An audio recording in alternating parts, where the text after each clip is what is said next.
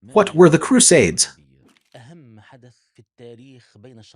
The most important event in history between East and West. How long did it last? It hasn't ended, it's still present, because these are religious wars, not political ones. Many religious factors came together in it, and its politics. The Crusaders, according to Professor Muhammad, are the Knights Templar. States are organizations within the Crusader community. Jerusalem was occupied. Return from Egypt and you will have all that Saladin liberated, including Jerusalem, except for Karak and Shobak. God is great. What is this humiliation? He gives up something sacred, one of the holy sites of Muslims. This is the first time a holy site has been occupied, one of the holy sites for Muslims throughout history. Her torments. The episode is about suffering. Of course we are talking about massacres. The first crusade was a success, because it's the only campaign that succeeded. Like I told you, and I succeeded under these circumstances. By the way, how many crusades were there, Professor? There were many crusades, but 8 were the biggest. Next, what is the Levant with us and Egypt is the base? It will happen to us, so there's nothing left. And at the hour when the plan to liberate Jerusalem began, Najm al-Din Ayyub, who liberated the house, holy, what keeps Jerusalem with us is occupation. The Englishman, and the one who left Al-Aqsa Mosque with us until the year 1967. So why don't we Muslims open this now, the file, and we will talk about the Islamic conquests and the return of the Islamic conquests, because unfortunately, modern governments are secular governments. Music, peace be upon you my brothers, wherever you are. Welcome, welcome to a new episode of the series 100 Questions in History. This series that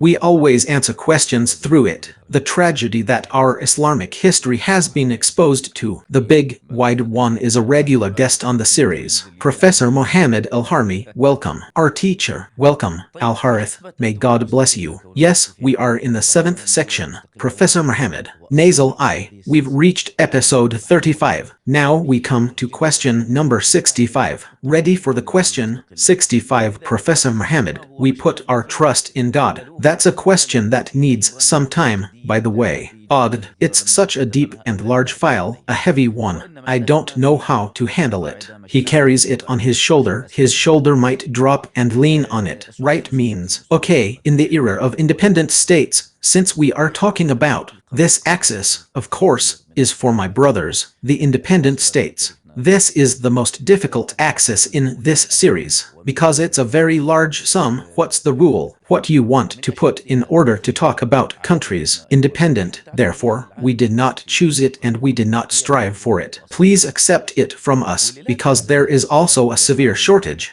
This means there are many aspects that we haven't discussed or won't. We will address it, but we have strived to establish a rule. We followed this approach by setting 10 questions for this topic. Question 65. Professor Mohammed, regarding the era of states, the independent, in reality, has experienced a lot of. The events represent a turning point in our Islamic history, but perhaps it is one of the most dangerous and important of them. Yes, and it is one of the most influential on our history as well, even in world history, that is, in the East and the West. These are the Crusades, which still have an impact. We still have to this day, and therefore it's natural. Simple people like us come and ask you what it is. The Crusades, how do we learn about them? It continued, my brother. Why did he mean its impact? Extending to the present day, and frankly, it was a relief before. The episode is a bit like this. I opened it, meaning I'm reading about it. The Crusades, but I tried to see what the West was like.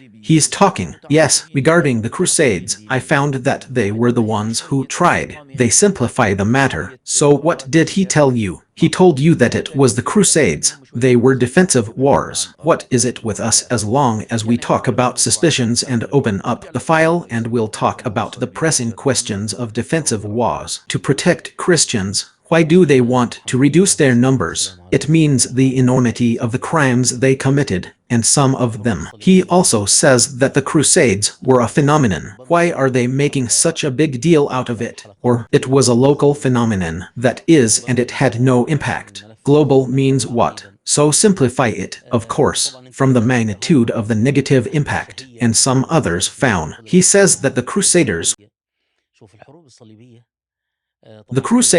look at the Crusades.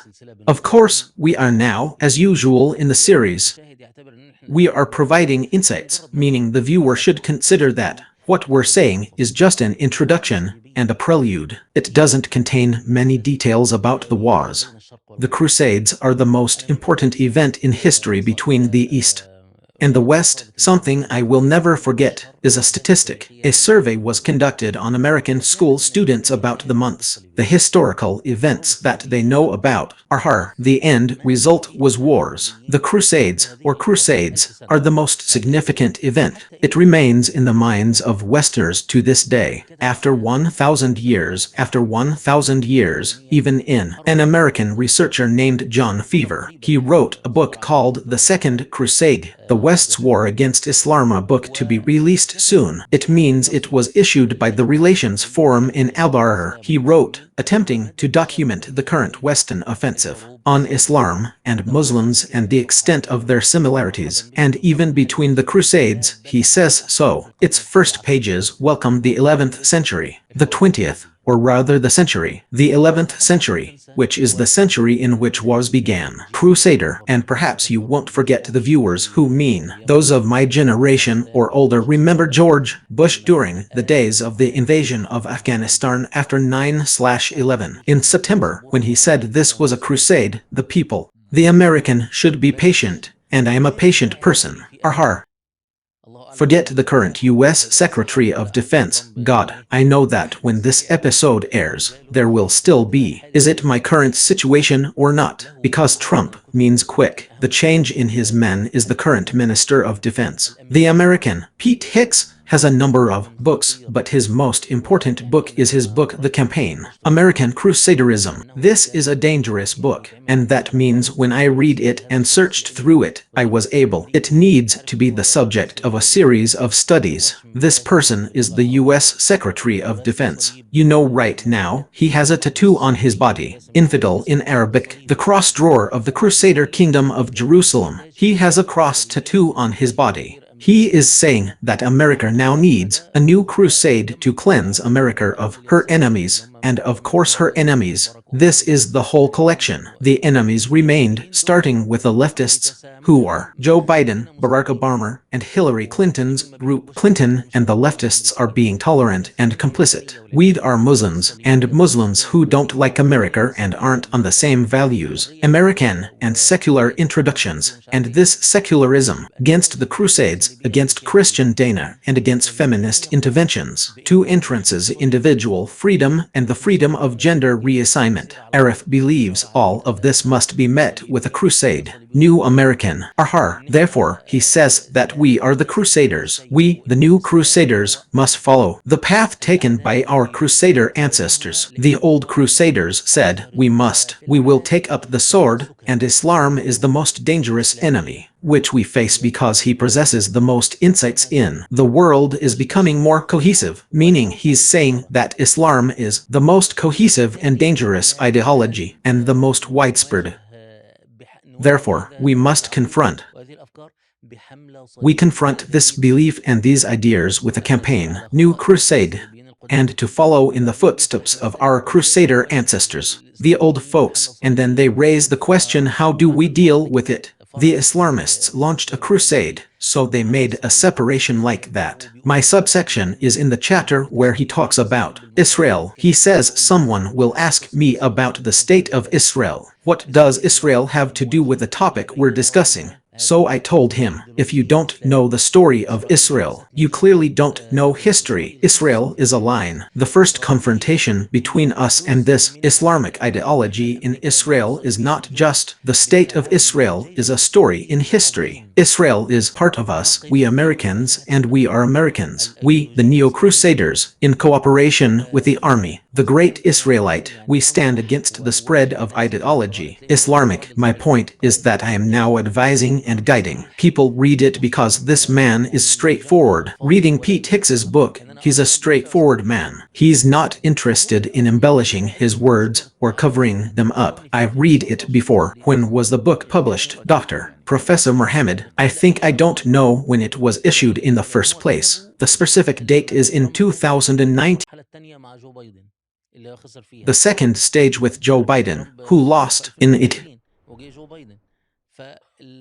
So you know, Trump lost in 2021 and Biden won. Before this, he used to write, and of course, he is a big fan of Trump. And I see Trump as the new crusader who, it rewrites the course of history.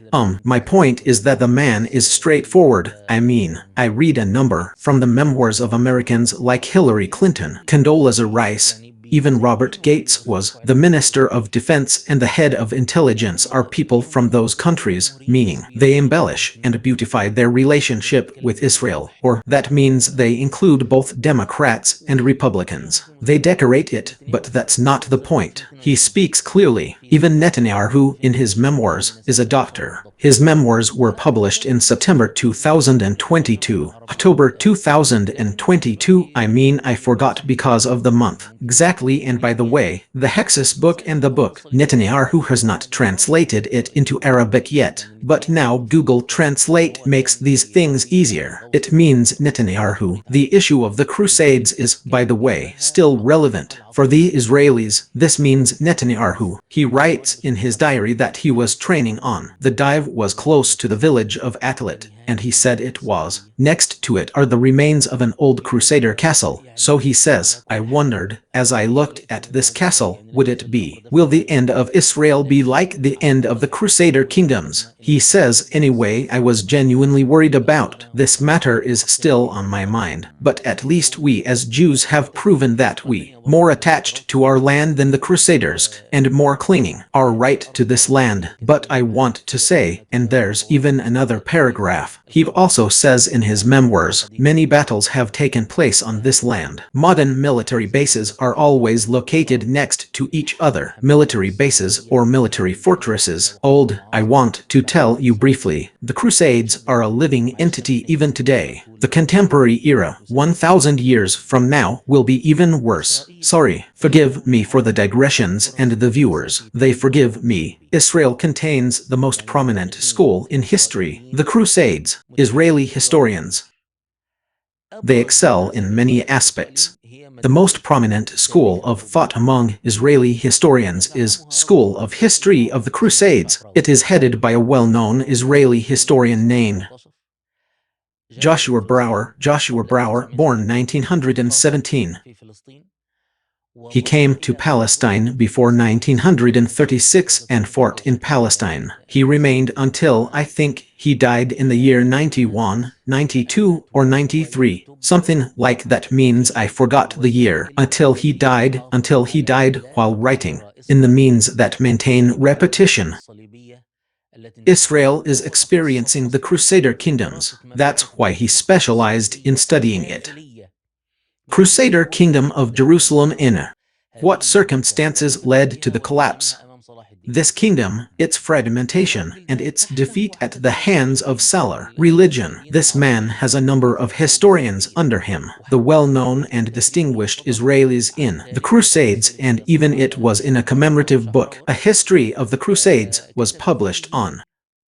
This historian, Joshua Brower, wrote about it. Symbols of the Crusader school of history in the world. Lord means the priest of Ransman, the elders. Those handling this file are the great historians. They wrote about him, and Joshua Brower has 2 books, 2 translators for Arabic. I think one translated it. Dr. Qasim Abu Qasim, may God have mercy on him. And the second one, I've forgotten who translated it, but on. In any case, Professor Muhammad, I apologize, but if you want to, she says that this title refers to the Crusades. This belief has not ended. It's not over. It's still here. I'm telling you now. The current U.S. Secretary of Defense is also a book author. The American Crusade Netanyahu in his memoirs still mention the Crusades. I was once at a conference about house studies. This is sacred. This statement might be from 4 or 5 years ago. One of our friends was at the conference. I mean, researchers who are Arabs of 48. Technically, I was aware of Joshua Brower's efforts. So I tell him, there's a lot of text written in the language. Hebrew is largely untranslatable. The Arab world translates from English and from French. Israeli efforts in the history of wars. This Crusader text isn't Israeli production never stops. He told me about studying every inch of Palestine. Israeli studies on springs in Palestine just needs a team of researchers who he translates it from the springs because it is one of the most important. The reason for the Crusaders' defeat at Hattin was the movement. What Saladin did by depriving them of water under the plain of the Horns of Hattin. But even more than that, I was once talking to one of the the Green Movement people, for YouTube. So he tells me that in the West Bank, the Israelis, 2 workers for each cave and grotto, so that they can combat the idea of resistance in every cave, and a cave in the mountains of the West Bank and ranges. The mountains in Nablus have a number for each cave. You are talking about a state of constant obsession and about a very thorough study of wars. The Crusades, so that Israel does not repeat them. Its collapse was like the collapse of kingdoms. Crusader, I'm telling you that the topic is a topic of. This is an important and sensitive topic, and Israel, in my opinion, many politicians, and in the opinion of many, the thinkers, are a new crusade, or because of the similarities between it and the Crusades. The old ones have many similarities, of course, as written in them. Dr. Abdul Wahab el-Masiri in Encyclopedias, Jews, Judaism, and Zionism. I even recall an excellent article about the study, Israelis, Islamic intellectual production during times of war, Crusades and their comparison with intellectual production, contemporary, an article written by Dr. Shaker Mustafa, the historian, the well-known Syrian, in a book in the magazine Affairs, Arabic, issued by the Arab League in December 1987, which is the month in which it happened. The first Palestinian Intifada was, he gave a lecture, and then they asked his permission to publish it. And this magazine is also available on the internet. I'd like to read this article by Shaker Mustafa. What he mentions in the studies is what he says. I took a book, and then I found that this book was very expensive, but the important thing is that I took it and found it was an Israeli study about the ideas and poems that were prevalent at that time. Crusades within the Muslim world. Why were the group talking about this and not? They were talking about this and trying to monitor it. How was the Islamic spirit reformed, removed? In summary, the Crusades were a living organism, a kind of entity. He is a contemporary, and anyone who reads history, wars between East and West or between Islam, the West knows that the Crusades are one of key moments in the formation of Western thought up to this moment. You mean you know Muhammad Assad, who is the Orientalist, the Austrian, Leo Weiss, who converted to Islam and is called Muhammad Assad, wrote his book, The Road to Mecca, or The Road to Islam. In his book, says that all the distorted European image of Islam, and regarding the Prophet of Islam, it goes back to the Crusades. This is the period in which Europe produced the distorted image of Islam that still persists. It remains firmly entrenched in the European consciousness. Indeed it is. He says that Europe has not discovered its own identity and a personality except during the time of the Crusades, which is the universal Christian Crusader identity. The Crusades were a kind of living thing. No offense intended. Forgive me, everyone, if I started with this. The introduction, although I consider it a necessary introduction to understand the impact of this reality. Good wars. What is this crusade? First of all, it wasn't us who. We called them the Crusades, that's all. They called them the Crusades. Muslims called them the Crusades because most the participants are French, so they spoke French. with his French, or France is the country that has contributed the most to wars. The Crusaders were princes and soldiers, and that's why France. So far, France remains the oldest enemy. France remains an enemy of Islam, meaning since the Prophet, peace and blessings be upon him, was sent, all enemies of the Prophet, his companions, and their followers, the Umayyad and Abbasid states have ended, except for France. The enemies of Muslims now are America, Russia, China, all the countries that emerged, England for example, all countries that have emerged to confront the enemy that has been there for a long time until they are the ones who resisted the spread of Islam in Europe when Charles Martel defeated Abd al-Rahman al-Ghafiqi in the Battle of Tours or the Battle of Poitiers. They call it Poitiers, which was in the south of France. France still harbors the Crusader germ. The Muslims called them the Crusades. It was the Westerners who called them the Crusades. Why? This religious meaning, or he wants to provoke emotions. And the energies under this religious slogan are the slogan, the cross, while Muslims do not consider it to be Christianity. In the East, they have other Orthodox Christians, those who were the Byzantine state, and all of them. This eastern area was not named by the Muslims. The Crusades were so named by Westerners. Crusade and its derivatives are still. It still exists. The Crusades, a brief summary by Professor Muhammad. These are religious wars, not political ones.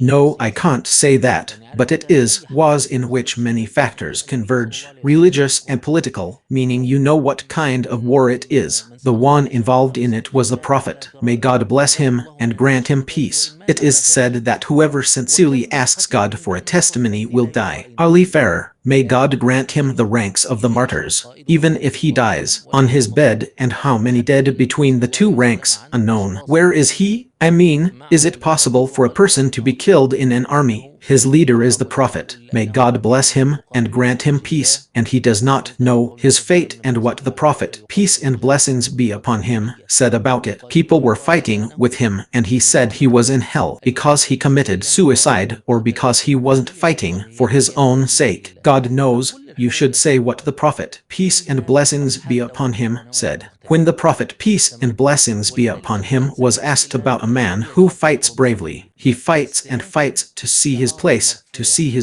that is, in the cause of God. He said, whoever fights to be, God's word is supreme, so he is on God's path, and all wars, Sheikh Murad, have people with ulterior motives, and completely different motivations, and that's why I'm coming now. What were the motives behind the Crusades? But the slogan raised is the most important slogan, the most important motivation. The religious motivation behind the Crusades is that all the real battle in this life is a battle of ideas and a battle of religions, even if interests have exploited religions or disguised themselves as religions. It means no one is telling you, I'm going.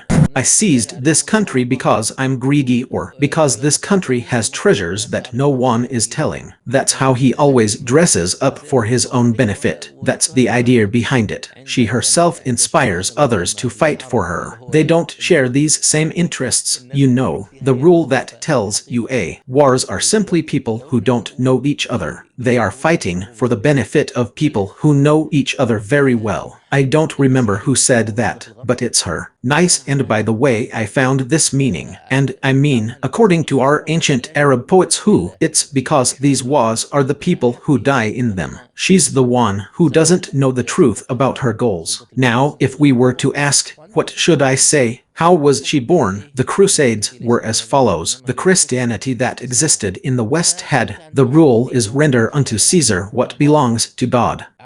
We now have two things. We have salad, time, which is the authority of the land, authority. The king has the authority of the emperor, and we have spiritual authority. This is the authority of the verse, my kingdom is not in this. My kingdom is in heaven, not on earth. We have two authorities in this world. The Pope has spiritual authority over religions. The king has temporal authority over bodies completely. This is generally the case in the West, and of course it happened. What a bit of a skirmish between the emperors and among the kings, but the dangerous moment that might. What concerns us now has emerged in Europe. Dad is extremely dangerous and extremely powerful. The ultimate ferocity. His name is Gregory Roman 7. What was Gregory Roman 7 idea? No, we don't have two authorities. We have only one authority, and that is the authority of heaven. The authority of the Lord is the authority of the church, the authority of the Pope. As for the temporal power of kings, that belongs to God.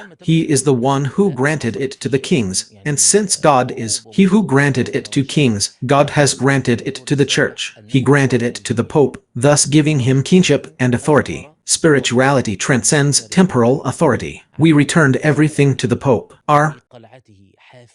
The fourth person was to walk to him barefoot in his castle, in the cold and snow, in clothes of repentance. He asks for forgiveness and pardon. It means things didn't go smoothly.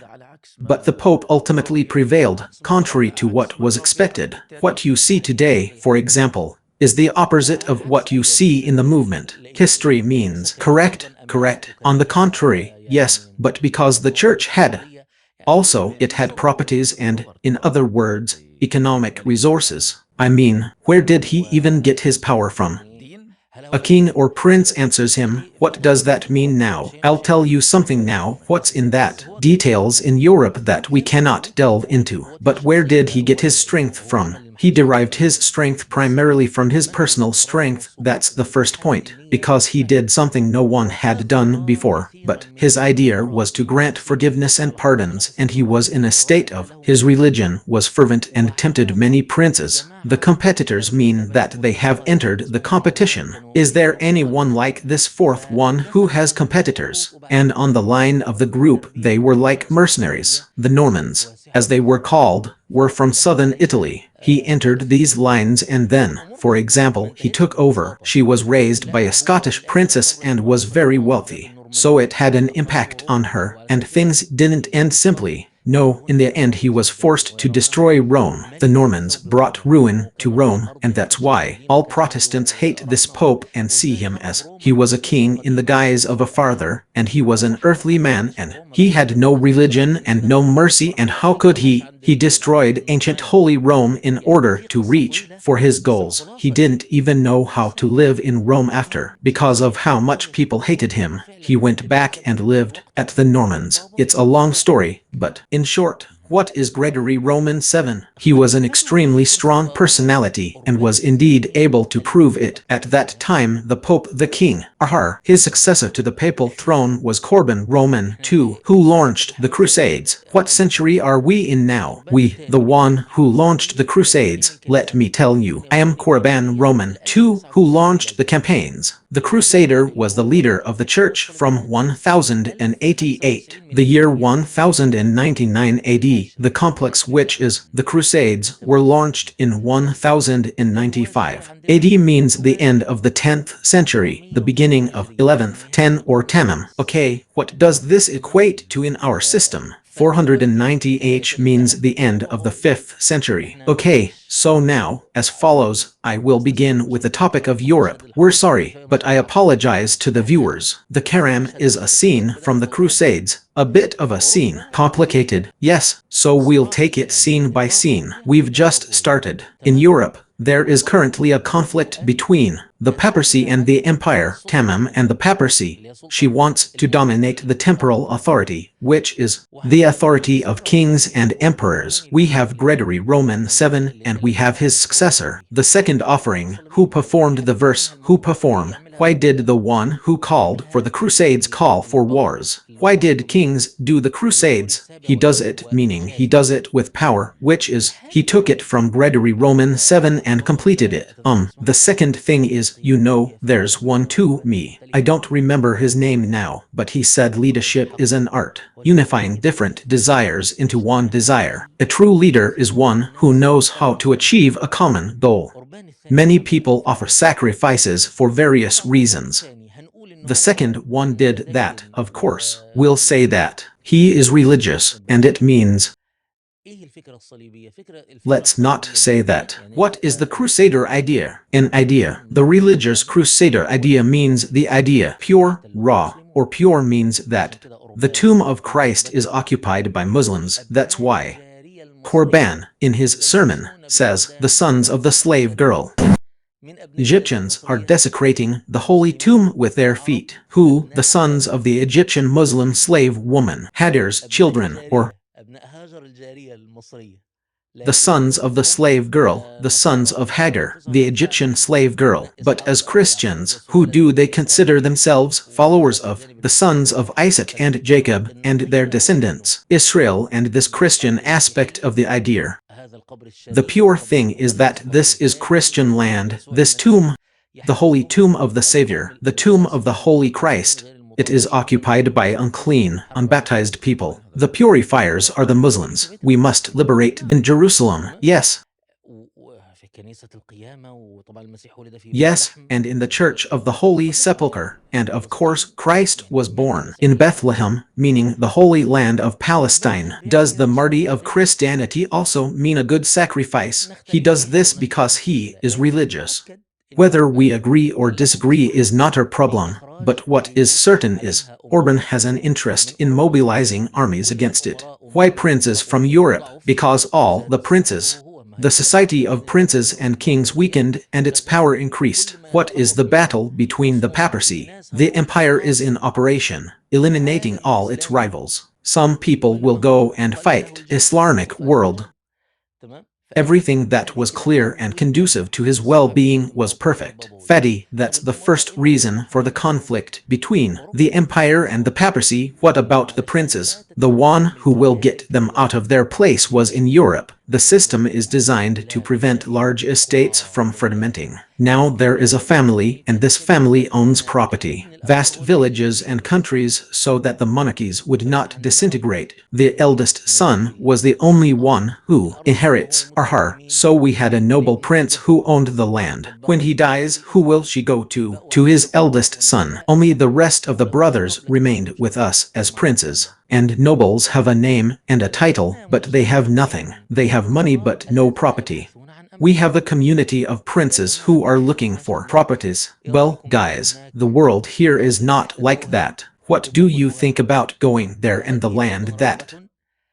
Occupy it, keep it, take it, that's fine too. It's a desire. It means a desire that plays on the political situation and the state of affairs. Social class within the nobility and royalty. Also, Europe at that time had become more their number, and which country has a large number? That's because indicators of its expansion. So you see China's population increasing. That's because expansion indicators. India's large population is an indicator of expansion. Europe also had a surplus at that time. From the population, the surplus from this population, in a limited area or in a narrow area or in a land that cannot accommodate many possessions. 1. Methods of releasing or utilizing this energy. And from this surplus, you send them in Crusades. Another matter is the southern republics in Italy, the group of merchants who started the beginnings of the state and the beginnings of law in Venice. Venice, which is Venezia, Genoa, the cities. The Italian country also had a lot of money, because it controls Mediterranean trade, and the Mediterranean trade at that time. The Mediterranean Sea at that time was like a zigzag. The Atlantic Ocean now. It is the dividing line between the world of commerce and money. Present. And on the banks of the Mediterranean, commercial cities. So these people, when their wealth increased, they are capable of funding crusades, because if he controls the ports of the Levant, he will have control. What kind of trade is it? From its two covers, from its two ends. Instead, what is taking half of the trade with the Muslims will control. On the Levantine coast, if we have a number of verses, we have a number of motives. The one who says, let's start a crusade. Okay, but what's with all the good stuff? Right now, everyone, right now. Evil group. Oh, you evil people. These Muslim groups are not easy people. This means these are people who stopped at Paris and opened the world and its powerful and vast kingdoms.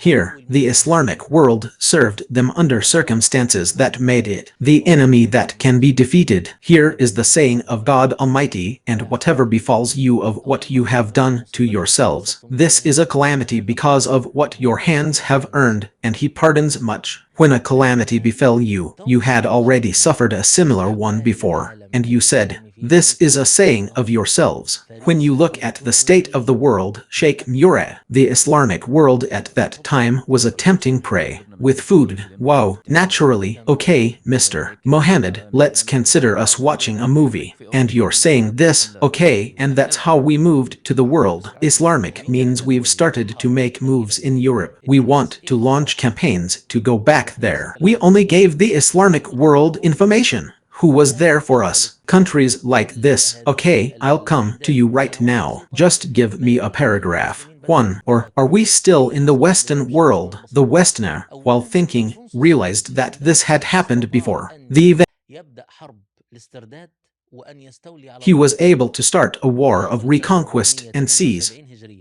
This happened in Toledo in the year 478 AH. Look, I'm telling you about the Crusader protection in 490-492, a few years prior. It was clear that he was the world. The Islamic world in this region is collapsing and the arts are being destroyed. The Sikhs took control of Toledo, which was the old capital of Andalusia before he entered it. Muslims are a medical profession that has led to collapse. The second collapse occurred in the south. For 30 years, I remember the episodes of civilization. Islamic, and what are we saying? These are crossings. Civilization. So we said Andalusia, and we said the Levant in the Crusades, and we said a heavy island, an island. Thaklia lived for about 200 years under the rule. The Islamic conquest was led by the Aghlabids under the leadership of Asad ibn al-Furat. The Maliki jurist also preserved it. After him, the Fatimids, now heavy, entered the era. Its name is the era of the Taifur kings and the Normans. They took them one by one until they had them all, and they also began threatening the coasts, North Africa, Tunisia, the days of Roger and Guiscard and beyond. So now the Islamic world is shrinking westward, and what's receding south?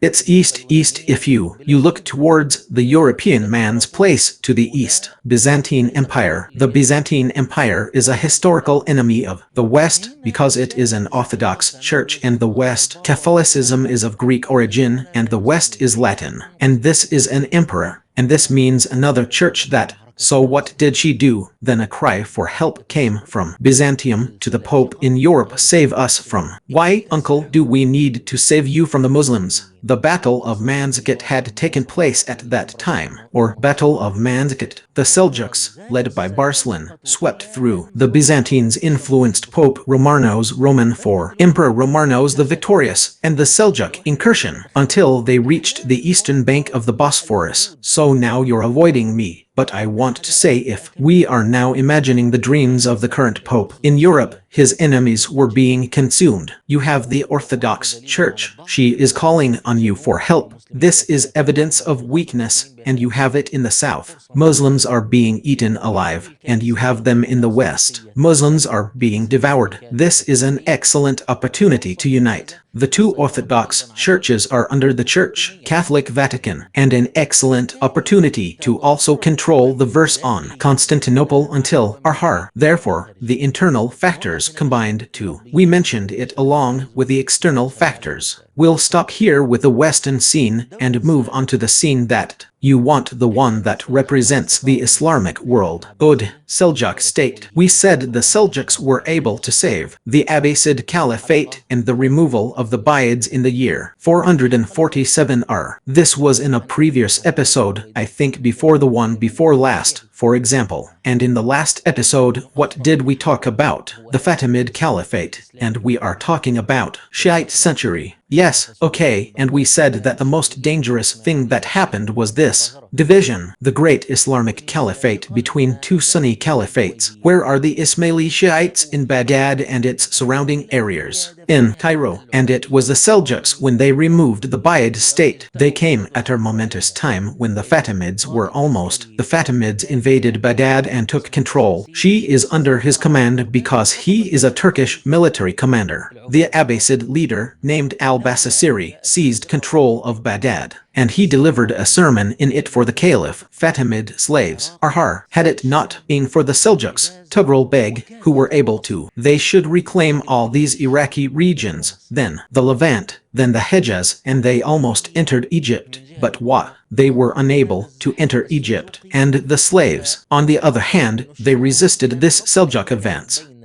It so happened that the Levant was the line of friction between the Sunni Seljuks and the Ismaili Fatimids. The Shiites in the Levant region are the region that was. The dividing line was often north of the Levant with the Seljuks and southern Syria with the Fatimids.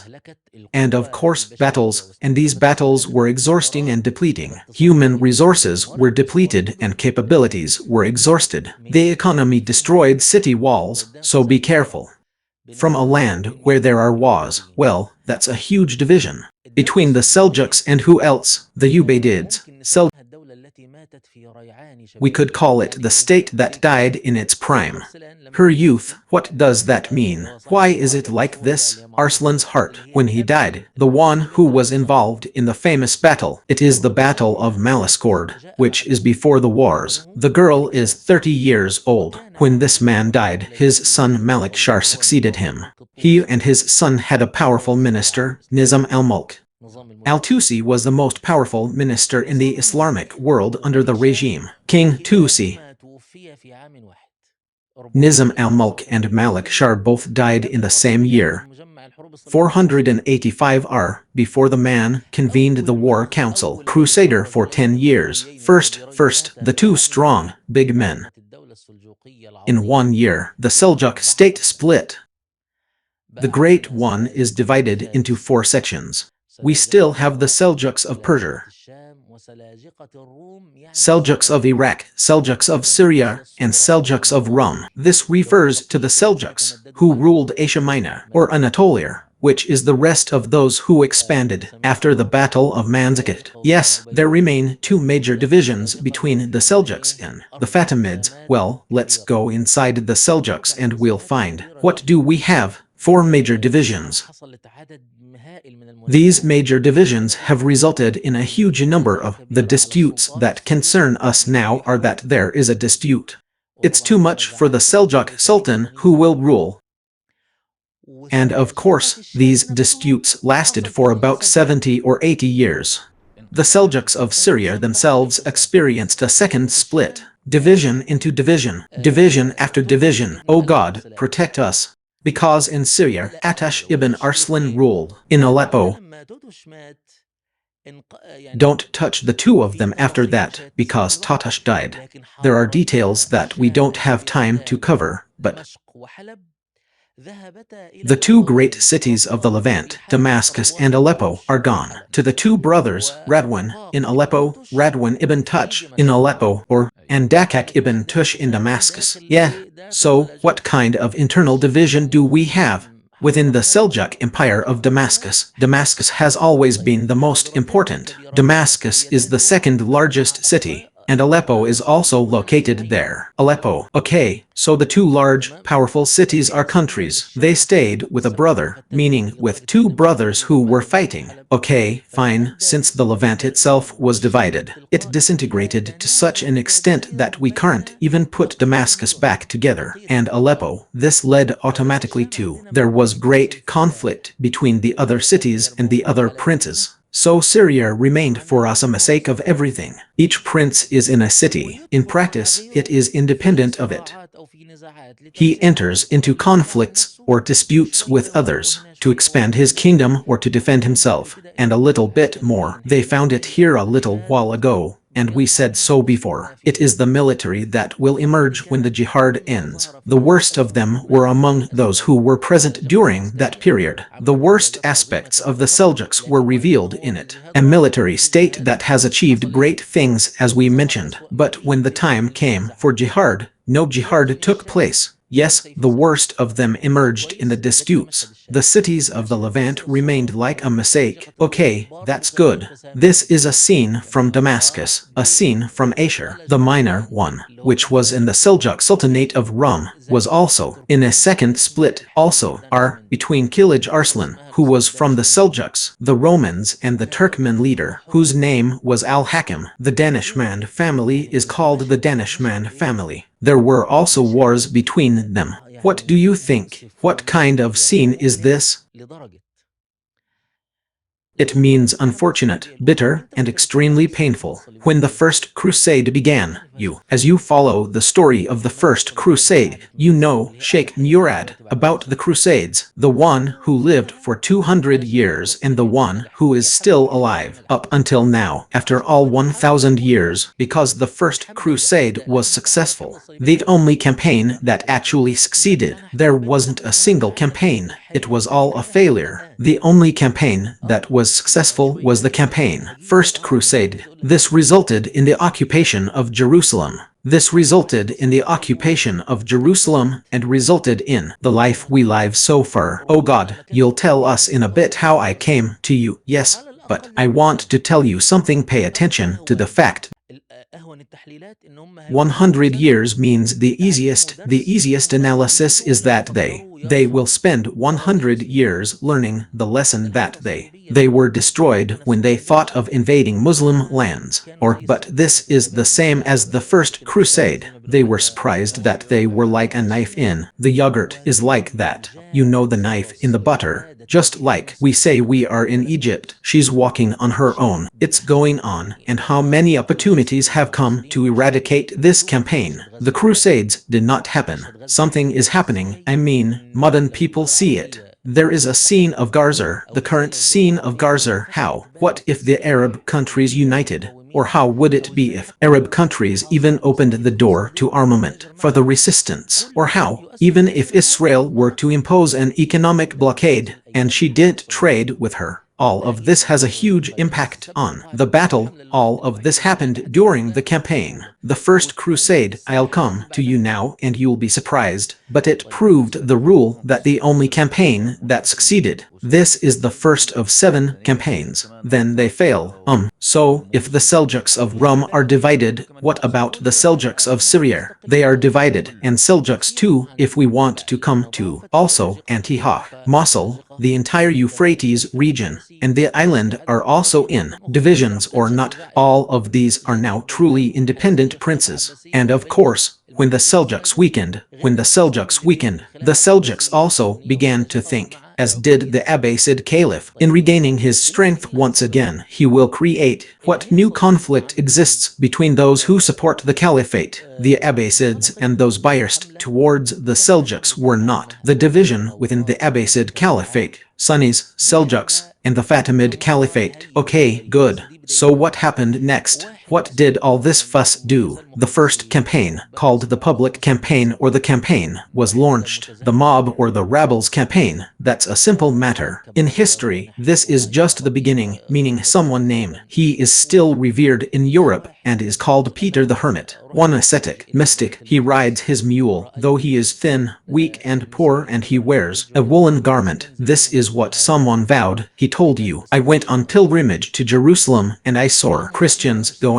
on pilgrimage to the house. The holy ones are subjected to persecutions by Seljuk Turks. Is what he said true or not? It's an important topic, but I want to tell you that maybe it's possible that he actually did something in light of this chaos and the military regime remained in power, meaning under military rule. All of this could mean that persecutions actually occurred by Christian pilgrims. I mean, I don't deny it entirely. But he definitely exaggerated because he's talking on the subject of Antarnes's attack on the Holy Tomb, his slaughter, and his killing. The important thing is what he told you, and I was there. I saw what happened, and I also had a vision and heard Jesus' voice tells me, now is the time for liberation, my slaves. So he took it upon himself and went to the Pope as an offering. And he became. This is the popular advocate of the Crusades, popular advocate for the Crusades, the active media professional who is on the move, the active media personality who brings people from the villages and from all over the cities. And so, of course, Pope Urban also incited the Crusades and the granting of indulgences to all. He will participate in the crusade.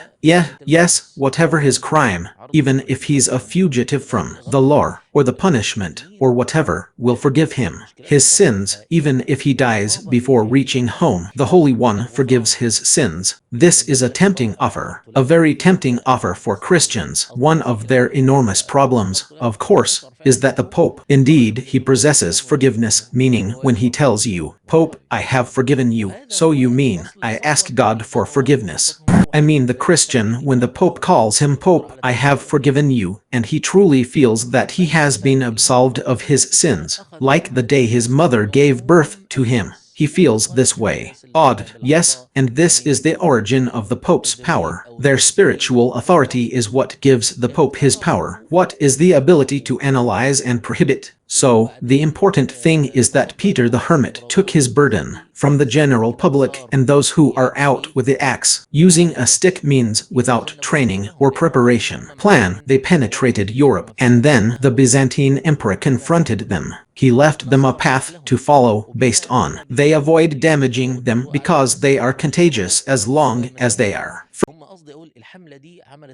Christianity understands my point. I'm saying this campaign has created a line, such devastation in the cities I returned to, and the Pope, I mean the Byzantine emperor, went. He made a route for them and loaded them onto ships so that they are counted from his regions into the influence of the Seljuk Sultanate of Rum. And of course, the Seljuks of Rum were the first to enter them. These common people and rabble were directly exterminated, meaning people going out without training, preparation, or even weapons, and people who incite sabotage. Their destruction was the first tragedy of the Crusades. Europe got rid of dozens of them, but a number remained. Tens of thousands of people. Then there's the campaign, which is considered the campaign. The first one is indeed the campaign that is called the campaign. The princes mean the first campaign when we divide it. A subdivision, we say, in the general campaign of these, and the princes carried out their campaign, and now the nobles are coming. They are ready, and those who are out with weapons and such are countries. When they went out, the Byzantine emperor at that time, of course, meant empire. She was deeply wounded in the sense that she lost her possessions in Anatolia, in Asia Minor, and it was also lost. Many cities, among the most important, are cities of significance. Historical sites like Antioch, for example.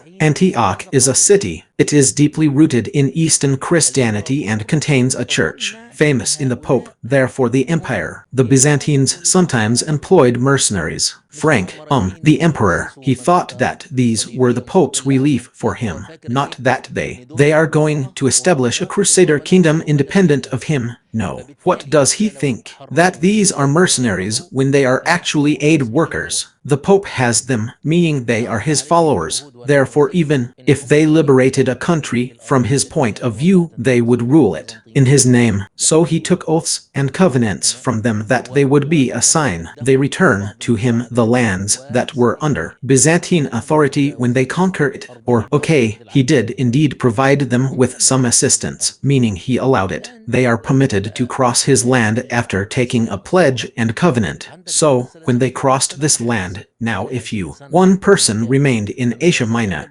you have a country. The Seljuks of Rum were still a relatively new state, only 20. He has been in the place for a year, and most of the subjects are still there. Christians. Okay, the second thing is that the Muslims, including the Seljuks of Rum, including them, even the slaves, including anyone who understands that mercenary states used by the Byzantine emperor as supporting elements for his army.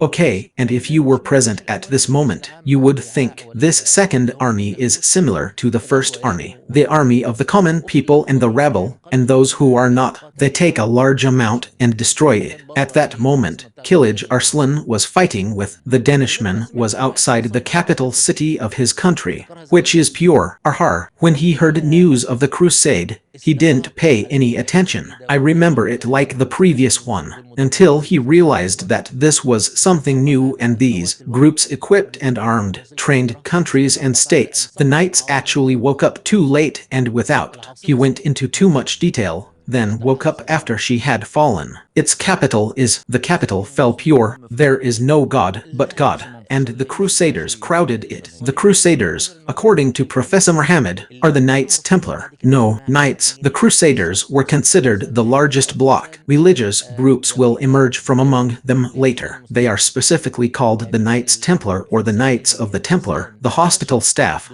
also known as the Knights of the Hospital, or meaning Knights Templar and Knights Hospitaller, states, groups, organizations within society, Crusader, armed religious groups within the Crusader community. This campaign was a regular army. This is a regular army, of course. It means an armed, trained army wearing uniforms like this, an army. Of course, it moves in iron and armored. Yes, his father and and the princes, and there is no mention of their numbers. Of course, the actual numbers vary. It's large, but it means the closest numbers to what we have. We're talking about this because it was 100,000. Oh, a large number. I mean, yes, a large number, of course, not an easy number, but it will continue to decrease, as we will see later, of course, in sources that reached 300,000. I think that's an exaggeration. Sources said 60,000, and I see that as a decrease. The number.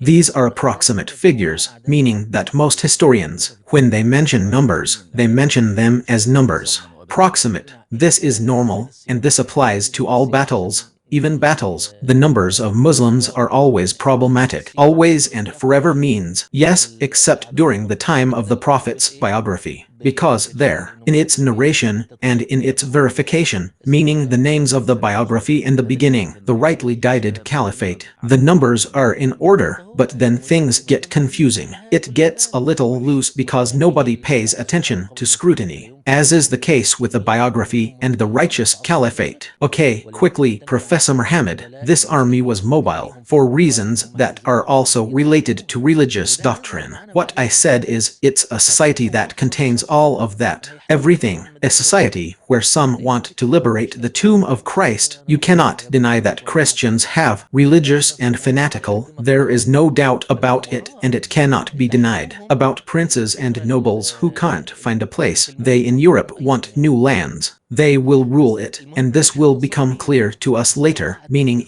people will go, and as soon as they reach the east, they will occupy it. For example, the city of Al-Rahi. So what took you there? You don't want to liberate the holy tomb, he says. But I really liked this style, so I sat down. Here he found for himself a ruling territory. So that was it. The princes, they are driven by the idea of kingship and rule as well. Meaning, but the important thing is that this crusade was able to, that the Seljuks would penetrate the Byzantine Empire and defeat them. When we reached the eastern crossroads, we turned away from it. He divided it into sections and occupied it, even though it was, as we said, not on the road to the Holy Sepulchre, and the most important section, an umbrella in the siege of Antioch, considered the most important cities after the Seljuk state, Seljuks of Rum. Beautiful. Here, two different scenes occurred. The first scene, of course, I'll say it again. The idea in people's minds at that time was that countries, mercenaries brought by the Byzantine emperor who, we've been arguing with him our whole lives because of the Muslims. The Muslims in the East were not. Look at those Western Latin Catholics. What are they? He knows their customs. Because there was a barrier called the Byzantine Empire between them, or the people of Andalusia. Yes, we know they are the enemy, those who are facing him. But the group in the East, they know nothing about Christianity except the letter M minimum. Byzantines, they saw them as crusaders. Yes, it's true they came from the West, but they are followers for the Byzantine emperor and the army of Antioch. Okay, Antioch. Yes, it was a city, and it was for a time, short, belonging to the Byzantines, but when he conquered it, the Seljuks meant they liberated it once again. So what did the Byzantine emperor want to reclaim? No one has it in their head that they came for the purpose of Jerusalem, that's all. Therefore, the group split up and went to the desert, and the desert was for. There were many Armenians there, and the crusader, I forget his name, was able to. Perhaps it was Behemoth. I've forgotten his name now. Or Jocelyn, maybe. Jocelyn later. But what did the first one do? He went to the leader, Armenian Christian city. He said to him, "You have no heir, so adopt me and I will be your heir." Or, okay,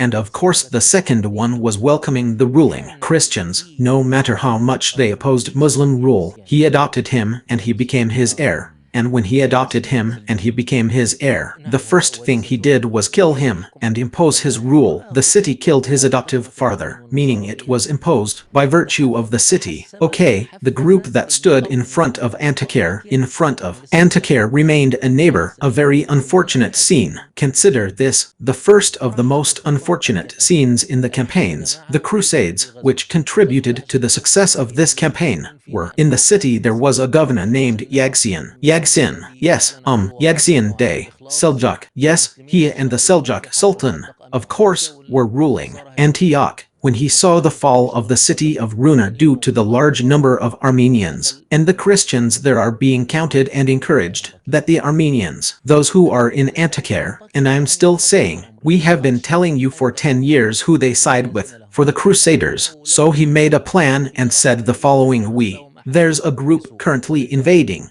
and this invasion is to see who among us. Of course, I'm simply now. Things are so we can find out who is truly patriotic, and he has sincerity. So the Muslims will work. It means so as not to be wary of betrayal from them or they committed treachery. So what did he do now? Guardian of the city or guardian, the home front on the one hand, and practically speaking, people outside are bound by fear for their families. Even if the Crusaders came, they would not be able to. They helped them out of fear for their families. Inside, Yagsin spent 8 months facing the siege. Crusader to make him speak. This means the campaign arrived and they besieged Antioch. The campaign arrived and they besieged Antioch for 8 months. Of course, cities from ancient times were castles and walls. Yes, that's an excellent question to point out something. The city was once considered to be enclosed by a wall, and the city itself was within that wall. This city is usually in the middle or on the outskirts.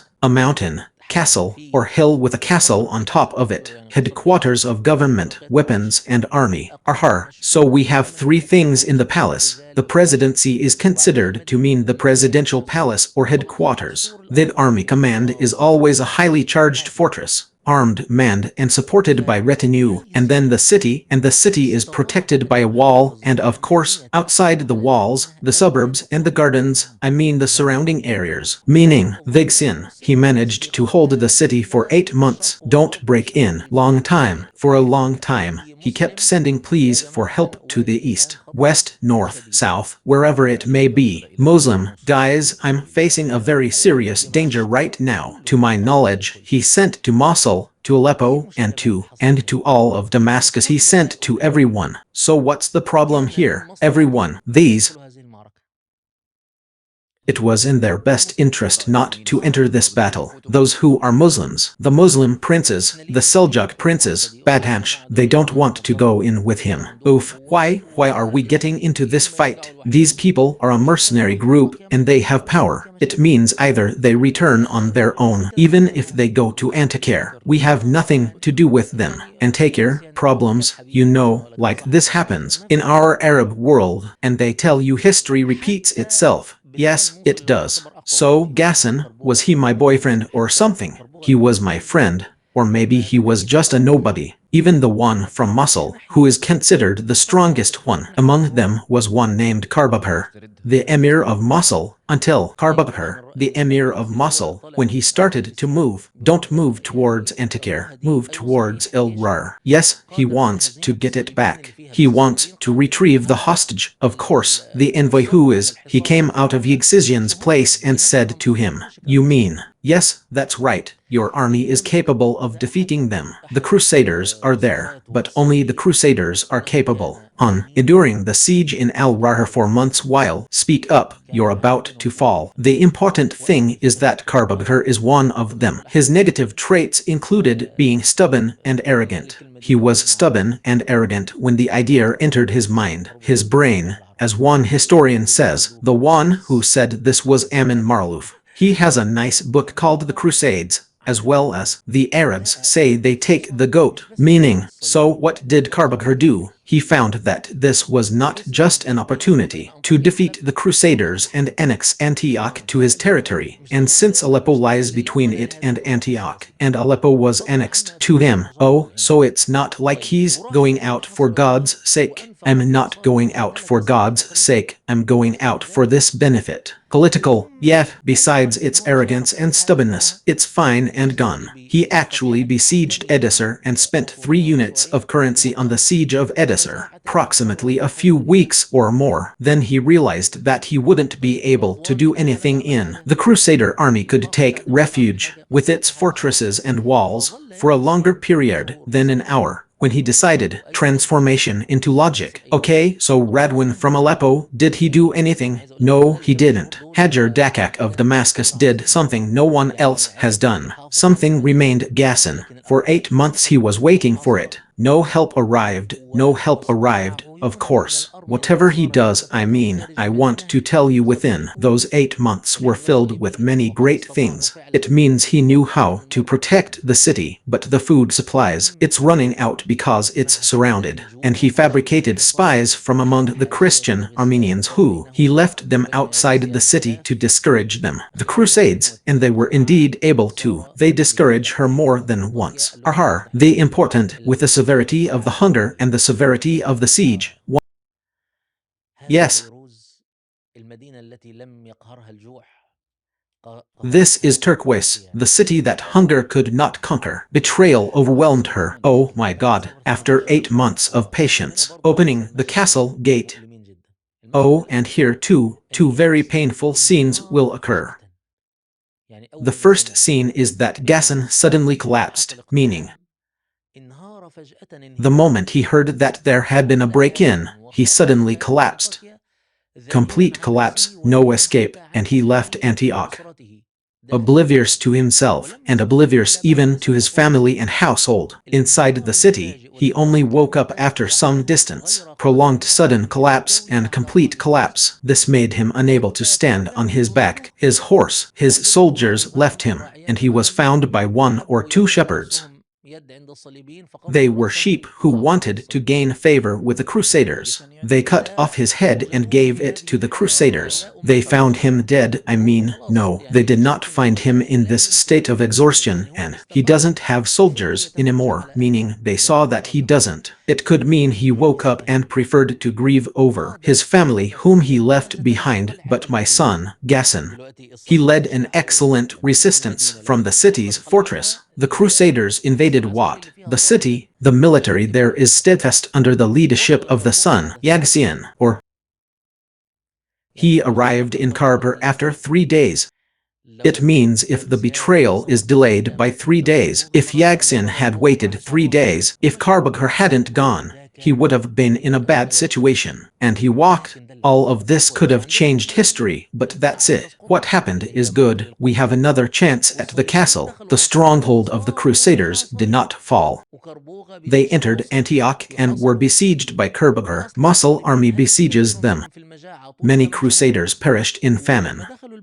The length of the 8 months, and when they entered the country, it doesn't contain provisions because it's restricted for 8 months. They also perished in the famine. This means you have an excellent opportunity to exterminate this campaign. Moreover, when the Crusaders were abroad, Antiochians were able to attack each other. The villages and surrounding areas used to eat, but now they became trapped inside Antioch. So there was no way out. And here a new painful, bitter scene will unfold, which is, yes, suffering is the episode. Yeah, sir, there were 2 scenes, the opposite of the scene. The first scene is inside the city. The Christian Crusaders found themselves without hope. There is no hope, for one of them came up with this campaign. She's not going out because of the cross. She's not going out because Jesus said, but we have news from the news.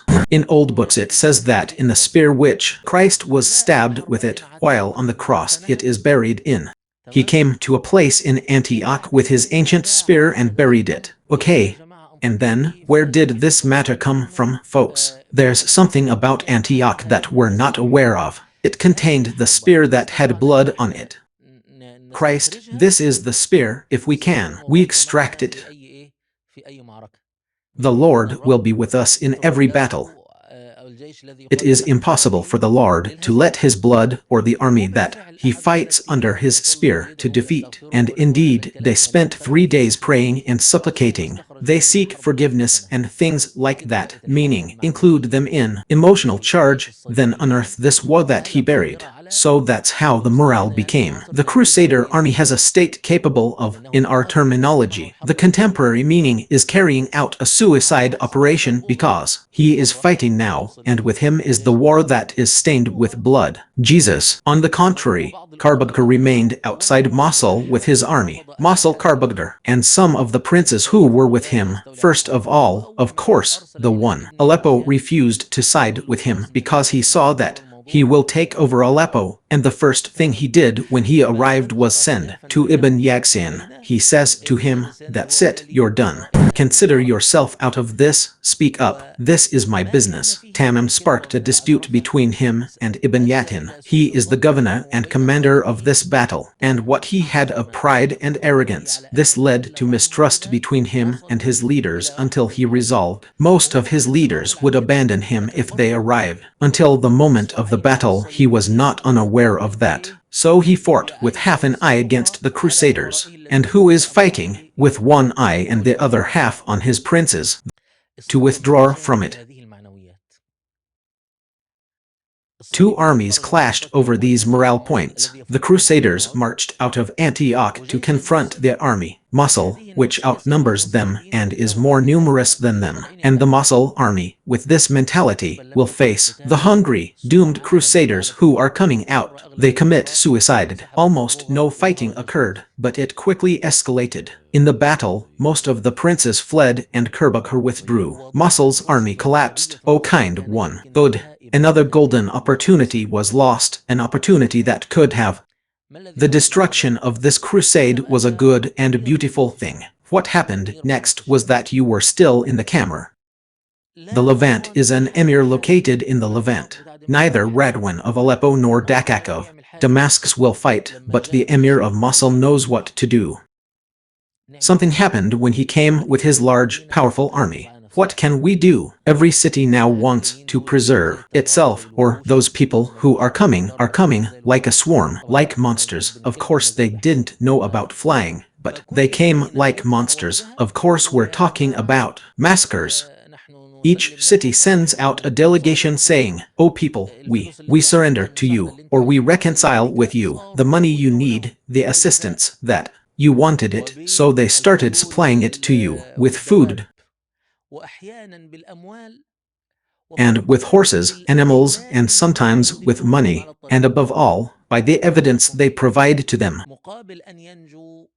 The road you want us to take, where do you want us to reach in exchange for survival?" The prince himself. This isn't the lowest of the low, this is the ultimate betrayal. A scene from what's happening right now. Utter humiliation. Yes, I'm telling you that when you read the campaigns, the Crusader sees the contemporary reality before you. And indeed, the crusade proceeded, meaning without. There are many problems, of course, and in cities. She resisted and accomplished things in some cities, but I mean, in the overall context of what are these bright points? It is obscured by the darkness of betrayals and cowardice. That's how Professor Muhammad started to come up with us. Crusader kingdoms. Now they are going to establish the Crusader kingdoms. We are the ones who became like this, and Antioch became ours. That's how it is, and that's how it is in Antioch. Where to now? To Jerusalem. Before we leave Antioch, it is Firouz the Armenian. When he opened at night. Yes, and then there was a massacre. Of course, I'm not telling you that they all walked on the bodies. It was something terrifying. Of course, may God reward you. This is a very important point. We consider it a rule that whenever we say storm, a city we take care of, or rather, we summon automatically, without even mentioning that massacres took place in the city. These massacres and some of the scenes were recorded by Christians. The Crusaders themselves recorded it, meaning the issue. They ate meat and roasted humans. It means they kill the human being, roast him, and eat him. This is a matter recorded by Crusader sources, not but Muslims. Now we're going to Jerusalem. I forgot. What's this important scene? What scene is it, everyone? The Ubaydids who were in Egypt, the Fatimids, and at that time, they had entered an era called the era of ministers, and at that time the minister was powerful. His name is Al bin Badr al-Jamarli. Yeah, the best of them is bin Badr al-Jamarli. Of course, he is an ally. And the Byzantines, against the Seljuks and the Byzantine emperor. He sent him a message saying, "By God, I'm in Nawi." What does that mean?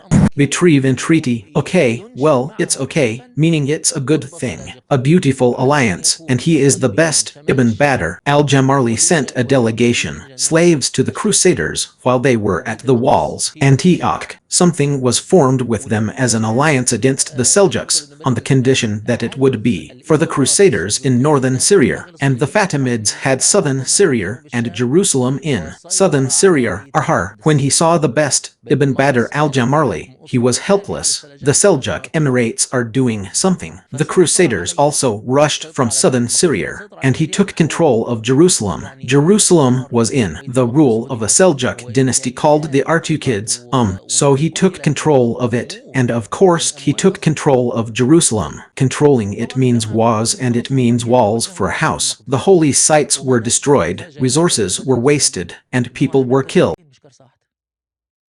It's not just one disaster that Karsten created. The first disaster was that he discovered that why doesn't the Byzantine emperor, his ally, control it? On these, he discovered that these people had not respected the agreement that it was agreed upon at Antioch. He tried very quickly to protect Jerusalem.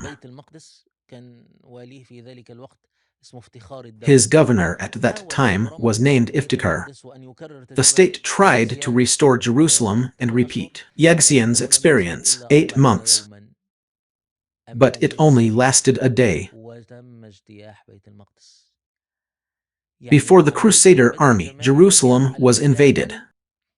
In practical terms, Badr al-Jamarli did nothing more than that. The weakest capabilities of Jerusalem and the weakest capabilities, southern Syria, it was like this and without. It is intended to pave the way for its storming and invasion. The Great Massacre took place in Jerusalem. The horrific massacre, the massacre that wasn't just recorded. The Crusaders did it with their pens, or rather, they drew it.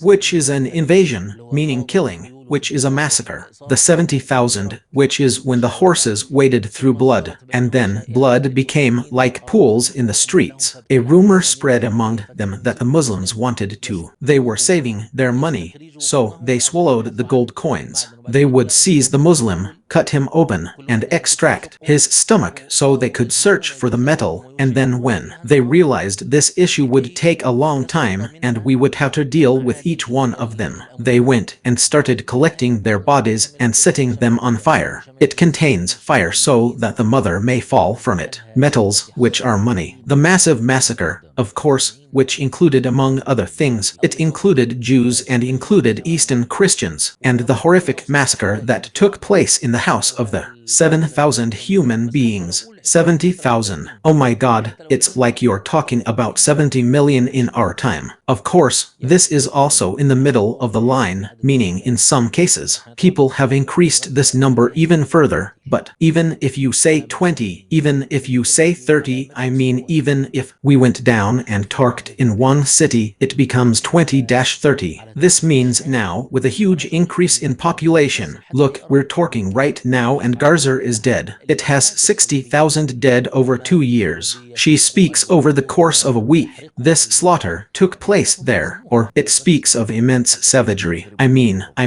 the one who's mixed up. Even to read, he could search for the paintings on Google. The Crusaders were cutting open stomachs and burning. These bodies are things they even drew, not just. It was even said that they drank wine on top of the dome of the rock. So what is the point of all this? You're imagining. Yes, you're imagining what you can tolerate. And of course, destroying treasures. You're talking about a city. This is the first time it occupies a sacred place among the holy sites of Muslims throughout history. At this moment, this is the first holy site to fall for Muslims. Before that, no sacred power had fallen.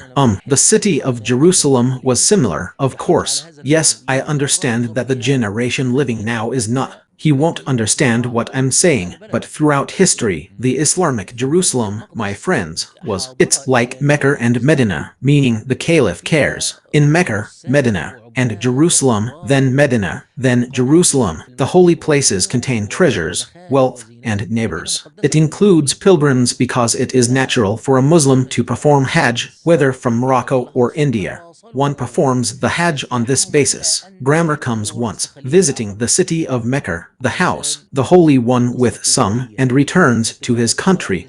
Jerusalem is a thriving Islamic metropolis, and in it are ascetics, worshippers, reciters, and lamps in the mosque, treasures, decorations, and ornaments of a holy city. Among Muslims, Jerusalem was then invaded at this moment. Their invasion continued until they occupied the head of the Gulf of Kharbar. Because the business story is that you control the coasts, the Levant, and what comes from the Red Sea, except for Ashkelon, which is now known as Eshkol is Ashkelon, except for Ashkelon, which was Abel. It is best if Ibn Badr al-Jamarli memorizes it from Crusader invasion. It fell 50 years later, but he was able to preserve it at that time. And here they of course stormed the holy house of Jerusalem, and then, so they started taking over the coastal cities. We have 4 Crusader entities, and this also indicates. However, the story of the rule and the king is mentioned and not. Simply liberating the Lord's tomb means the very word tomb. God is a grave, a funny word, which is the emirate of Antioch, emirate of Tripoli, emirate. The kingdom of Jerusalem is considered the kingdom. The broadest and most politically oriented is considered to be the dress of his master, according to what the rest of the owner owed. Naturally, Acre was one of the cities that also fell. Cities that fell after Jerusalem, yes. Acre is also one of the cities that will have a story, major in the Crusades, okay. But let me just say there's a shot like this that's really getting on my nerves. A little. It means the Fatimids told you, we fear that their resolve weakens after a siege of 7 or 8 months. The month of Antikyr. So let's make an agreement and send. They also have provisions because, as far as I know, he sent them. We will provide them with food and supplies, and we will make an agreement with you. You take this piece and we take this piece. Yes, despite this, they broke their covenant and came to Jerusalem. They expelled the Fatimids from it and occupied it. They broke their covenant with the Byzantine emperor. Firstly, even when they liberated Antioch, they did not. They returned to Antioch and did not respect it, the Eastern Church, but they established a government there, Latin Catholic, or they came to liberate Jerusalem from him. Their gaze stops at how he took the Byzantine emperor and then the minister. The Fatimid is merely a ladder and a step he uses to help himself. Hardships of the road, because if he were to confront the Byzantine or confront the Fatimids will now lose, for they only inhabited this area, the Jam-Bat, until he achieves his goal. But after that, no, he respects someone. Yes, he broke and violated his promises completely, and it seems he will remain in. Expansion attempts to threaten Aleppo mean annexing Aleppo and to annex Damascus, but here we begin to say, of course I understand that now I'm shortening things up, and I have to shorten them. In general, the first movement, the first resistance movement or jihadist movement, it was a powerful movement that the Islamic world produced. Imad al-Din Zengi, 40 years after this moment. So, the nation preferred this, considering it to be unstable. 40 years old, oh my god. Okay, these 40 years have resistance points, and I can point them out. She's giving quick signals now, but I'm right now, and that means we're talking to the viewers about a general map. He considered the first real path to be the path of Imad, the Zengi religion, which will begin to appear after 40 years. So what happened during those 40 years? The 40 years, this is the following, and I'm also summarizing it very briefly. It contained seeds and attempts at resistance, but it was in a reliable defensive wall protecting the Crusader kingdom's wall. This is called the rule of the rulers of these Levantine cities, the assassins of the Bataniyer, Monday countries.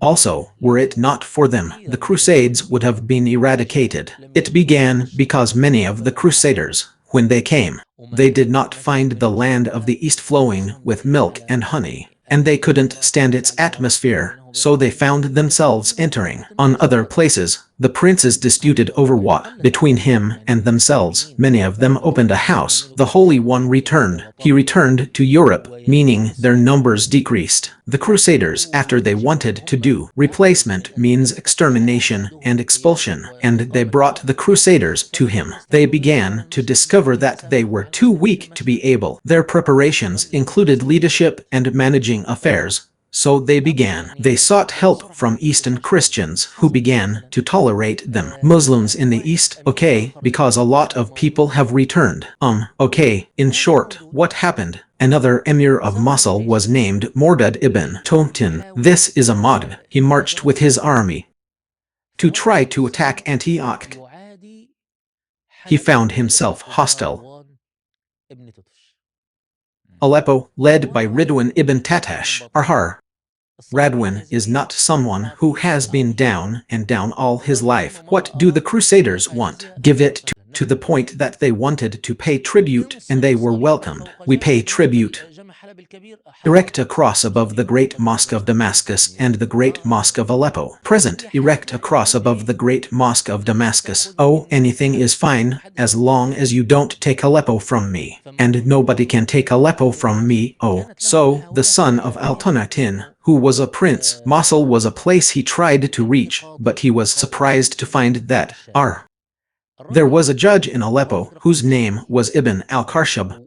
This man, by the way, is a Shiite judge, son of Ur. He combines both aspects with his religious standing as a Shiite, and Aleppo had many Shiites in it. At that time, we said that Aleppo was in it. The Hamdanid state, which included a number of Shiites. There were a number of Shiites in it, and its judge he came from a Shiite family and also from an anti-Shiite family, because it's a family that trades in timber. This man, we can say, is the one who preserved on Aleppo the Islamic judge Ibn al-Karshab, because he was the first to go out, meaning he was the first to openly declare it, by denying that Ridwan was the one who went to Baghdad to seek help from the Ottoman Caliph Abbasid and the Seljuk Sultan Mordad ibn Tontin, which was the reaction that she tried to help them as soon as Ibn al-Karshab returned from prison. Radwan in Aleppo prison, he closed the gates to the army of Mord, son of Al-Tinti. His campaign against Antioch failed.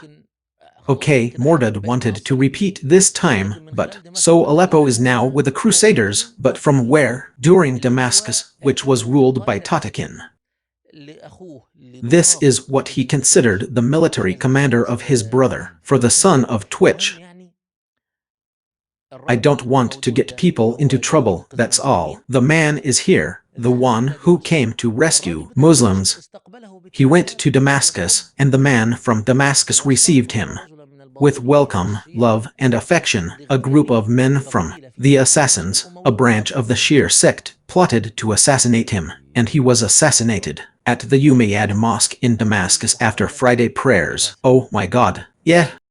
The first attempt to rescue the family ended. In this way, the Seljuk king, Sultan. The Seljuk, of course, I said it should also be viewed. It is noted that there was a major conflict among the Seljuks between the sons of Arslan and then the sons of Malik Shah among them. The conflict means that Baghdad will be affected within 30 months. It changed hands 8 times, controlled by a sultan between Muhammad, Mahmud, Sanjar, Masoud, and in between the Caliph al-Mustarshid Billah, then al-Rushd Billah. Disagreements. It means there's a farce happening in the verse on the side. Easton, but also one of the armies that the Sultan sent. The Seljuk was surprised that the rulers of the Levant were plus. The Crusaders formed one alliance. We are comfortable with the Crusaders as we are. We don't want them. What is there to help or save us from? Because it's all. He fears that if he enters this battle, he will lose everything. He loses his city, whether it's Damascus, Aleppo, or even the rest. Small cities, if the beloved one left Mosul in search of any alliance. He needs the alliance because Mosul is far away. I need an alliance. There's no other option. It's the closest one. Therefore, if he wants to attack and reclaim, what was it?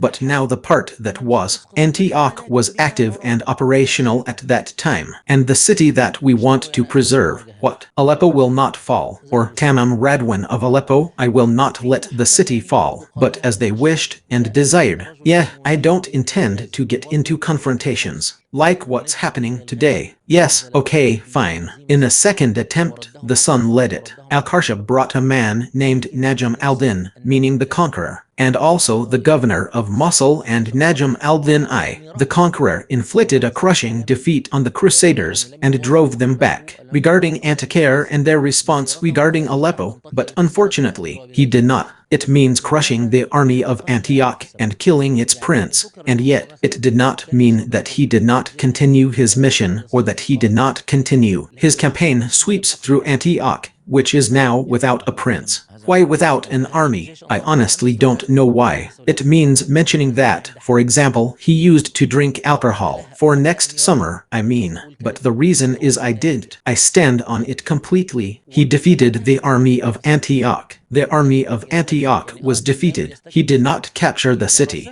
He did not capture the city because in the emirate of Aleppo, or in the leadership of Aleppo, his nephew was one named Balak ibn Baram, and he too was able to achieve a great victory.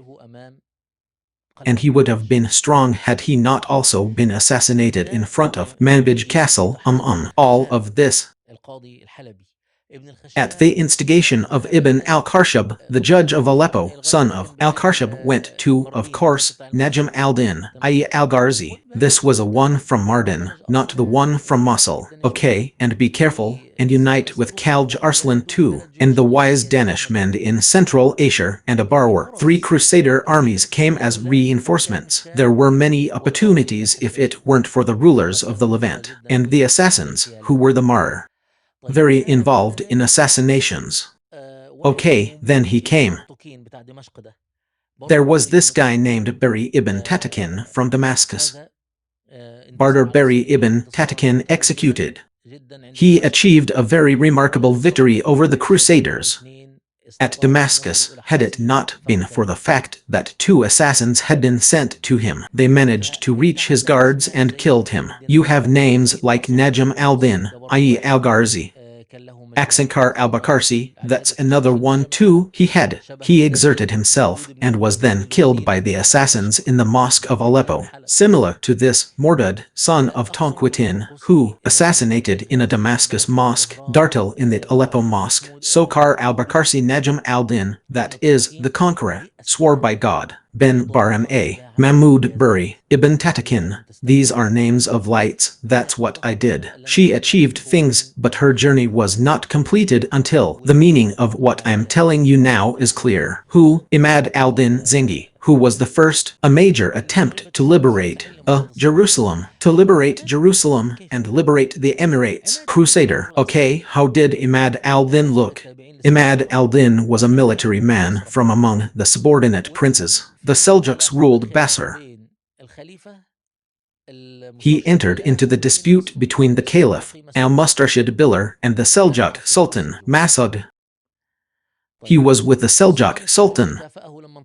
The Seljuk Sultan rewarded him for his victory over the armies of the Caliph Barnu, who was governor of Mosul, became the ruler of Mosul, and then Imad al-Din Zengi expanded. He went to Aleppo and seized Aleppo. Now, if you were in Imad al-Din Zengi's place, you You have 40 years of historical experience behind you that tells you that the barrier that prevents you from confronting the Franks is who? He is the ruler of the cities of the Levant, which are the cities. Cities alone are weak, they alone are capable of liberation, but she doesn't want liberation, nor does she. She intends to form an alliance, not unite. Therefore, Imad al-Din Zengi had two paths. After his authority was established, of course, Imad al-Din had his history before it begins in the Levant. We won't stop there. The history before this, because the episode was too long. Yes, the subject of the cross and the Crusades is the topic of the Crusades. The Crusades were good. Imad al-Din Zengi took control of Aleppo, and his goal was to control Damascus. The alliance was unable to control Damascus. The Damascenes, or the rulers of Damascus, meaning those allied with the Crusaders against Imad al-Din, he was unable to come to or control Damascus. Of course, Damascus had another sad story and tragedy. I won't dwell on it much, but the bottom line is the last thing Imad al-Din did was work a kind of alliance or peace with Damascus. He married a prince, Mahmud ibn Bari ibn Tatakin. Her name is Princess Emerald. He married her so that Aleppo and Damascus would remain what? They remain united and allied in the face of Crusaders. But he did not enjoy this marriage because Mahmud, the one who is considered his wife's son, was assassinated by someone, his ministers, or one of his servants in his palace in Damascus, so all the effort we put in remained for nothing. He succeeds in something. He went to Damascus to besiege it, then assumed power after. Mahmud is a dangerous military commander, and also a hard-working man, for his own benefit, but a dangerous military commander named Mine. The religion is honor. Mine al-Din Omer. He was able to establish an alliance with the Crusaders and they give them what they want in exchange for only being forced. Imad. When the Crusader armies moved to break the siege, they were defeated. The Crusaders threatened some cities and properties, which he was forced to do, meaning which was located in Hawazar. Imad al-Din was forced to lift the siege on Damascus. Shortly after that, Imad al-Din was also assassinated. Zengi by hand. Someone served him. Oh my God. Therefore, Imad al-Din died. In a moment no one expected, he had achieved a number. Among the most important victories was his ability to liberate Edessar, the first of the Crusader kingdoms. This is it. The great achievement carried out by Imad al-Din Zengi. His eye was on Jerusalem. Naturally, his eye was on Jerusalem. Well, no, I don't imagine that a man, meaning in its proper place and according to what is known about it. He had originally faced the armies of Jerusalem while he was in a famous battle called the Battle of Hisn Barin. In this battle, King Fulk faced the kingdom of Jerusalem and its dynasty, meaning not its ruins. He surrounded him. He took the fortress from him after an agreement. It doesn't mean he actually faced Josh Pitt, the Holy One, but what he did in the monastery was that he pulled off a military trick, making it seem as if he was about to engage in a confrontation. The Seljuks of Rum and I watched Jaslin, who was an emir. When he left it, he returned to it with his armies. He brought loads, burdens, and catapults. It was suitable for siege until he was able to conquer Edessar and to liberate it. Thus this is the first Crusader kingdom. It was released. What year are we in, Mr. Mohammed, for migration? Arhar. Okay, 539 for the Hijra. The Crusader protections began in 539 H 1140 CE. The Crusades began in 492 AH 1100 CE. We are now 539 for migration. He died 4 years later, in the year 543 AH, when Imad al-Din Zaki died. Okay, why? Imad al-Din from Atabak is correct. Imad al-Din is originally from Atabak.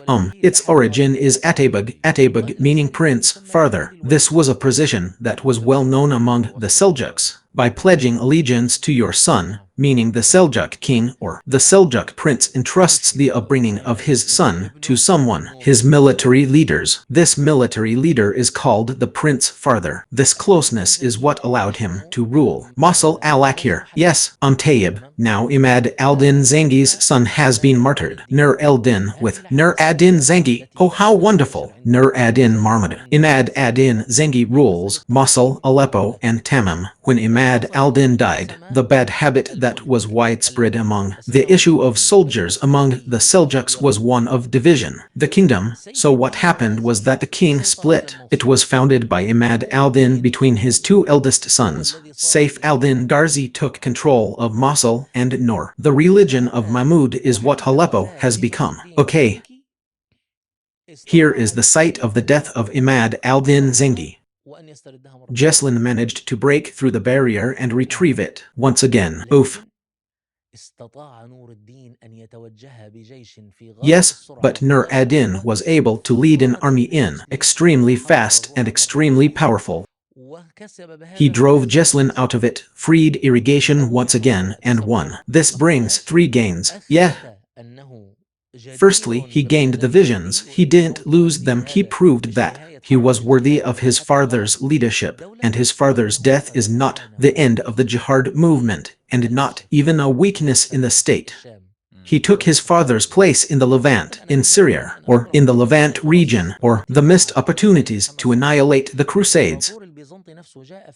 The Byzantine emperor himself came in his campaign to expel the Crusaders because they broke their covenants with him. He sent to the Caliph of Baghdad an invitation to form an alliance so that there was a single alliance against the Crusaders that went unnoticed. Nobody paid attention to it, even though it was an excellent opportunity. The Byzantine emperor was very powerful in Byzantium. The Sunni Abbasid Caliphate was established, and no attention was paid to it. To him, and also, we Professor Muhammad need to arrange it ourselves. What does that mean? Jerusalem was occupied. Yeah, the first crusade was a success, and all that we say is or the cities that were transformed into crusader kingdoms. So we started with Mordad. That was the first attempt. We have now arrived at Nur el-Din's place. Okay. To summarize it like this for the viewer's benefit. No, I'm your brother, be careful, I'm also. What does that mean? You need to warn me because I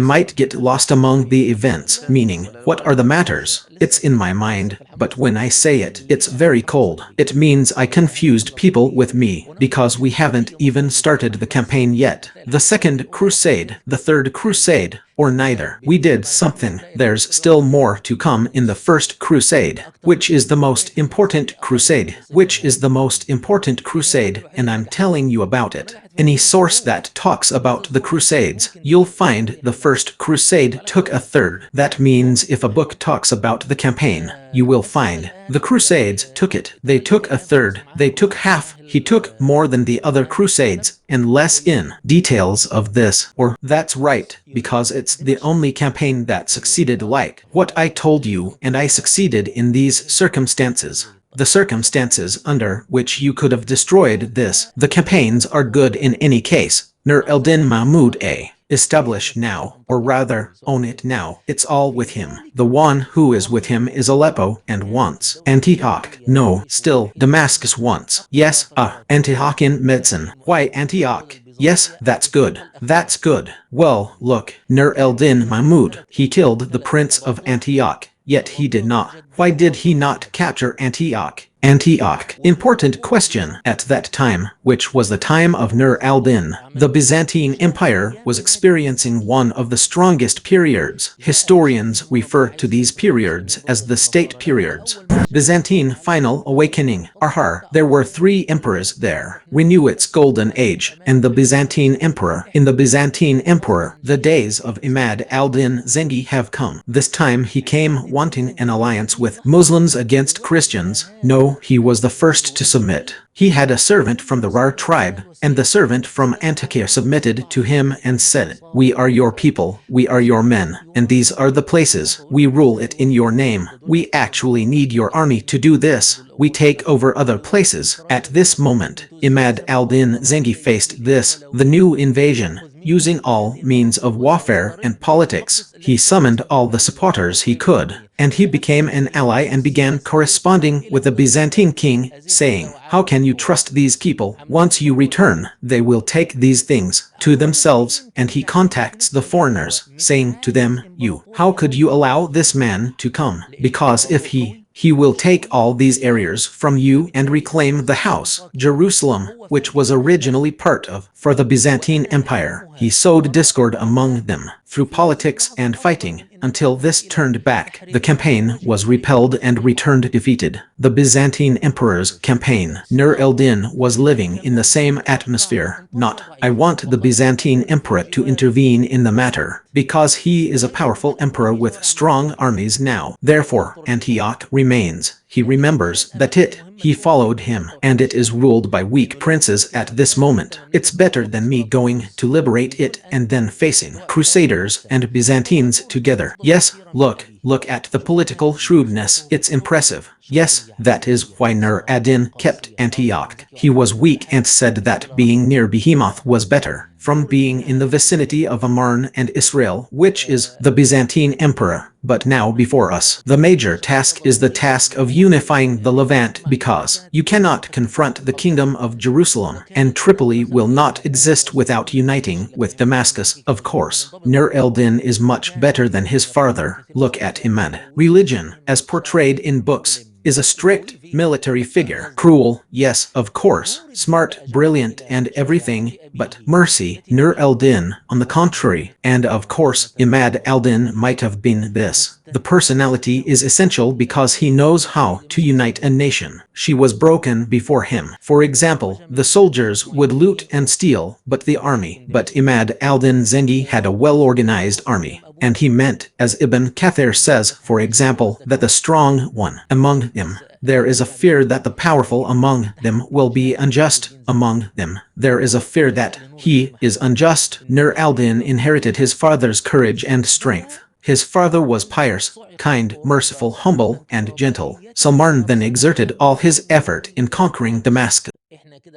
New to the Levant, that's how we're doing with the campaign. Second Crusade, yes, Arhar. So that's how the First Crusade ended. The Second Crusade came. The Second Crusade included the King of Germany. It includes the King of France and other kings from Sweden, and I don't know what this crusade is all about. She came down to Jerusalem, meaning she came armies to Jerusalem. This dialogue took place between them, which was of the meaning, from the blessings and favors of God upon the Muslims. Arhar. Okay everyone, here we are. Where do we begin?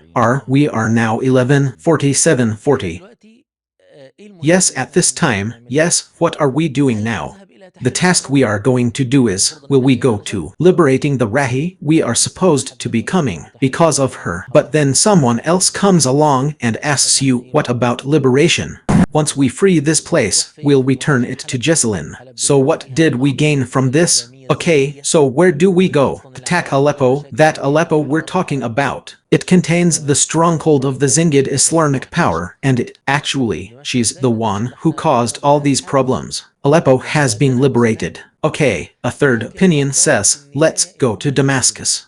Damascus, how is this Damascus? We are between us and it. Alliance, truce and peace, but in the end, they decided to attack Damascus, because Damascus is the largest, most expansive, and richest of the affiliated cities. It has more, so we'll find more spoils to distribute on the campaign of the incoming Crusader princes, Arhar. And after Mu'in al-Din Amr had been an ally with the Crusaders, he found himself compelled to be a fighter and he enters into a confrontation with the Crusaders. The campaign headed towards Damascus, not to liberate the Rar. Therefore, I lost. Jocelyn and his army did not go to Aleppo, the one that contains Nur al-Din's stronghold, which we expect. If she had gone to Aleppo, it wouldn't have been possible. Anwar will defend his daughter's husband but when he went to Damascus, Nur al-Din rushed there. His brother, Saif al-Din Ghazi, the king, rushed to her, Mosul, and so the forces of Damascus awoke.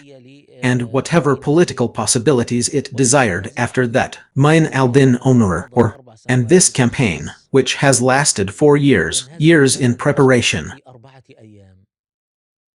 defeated by Damascus in 4 days.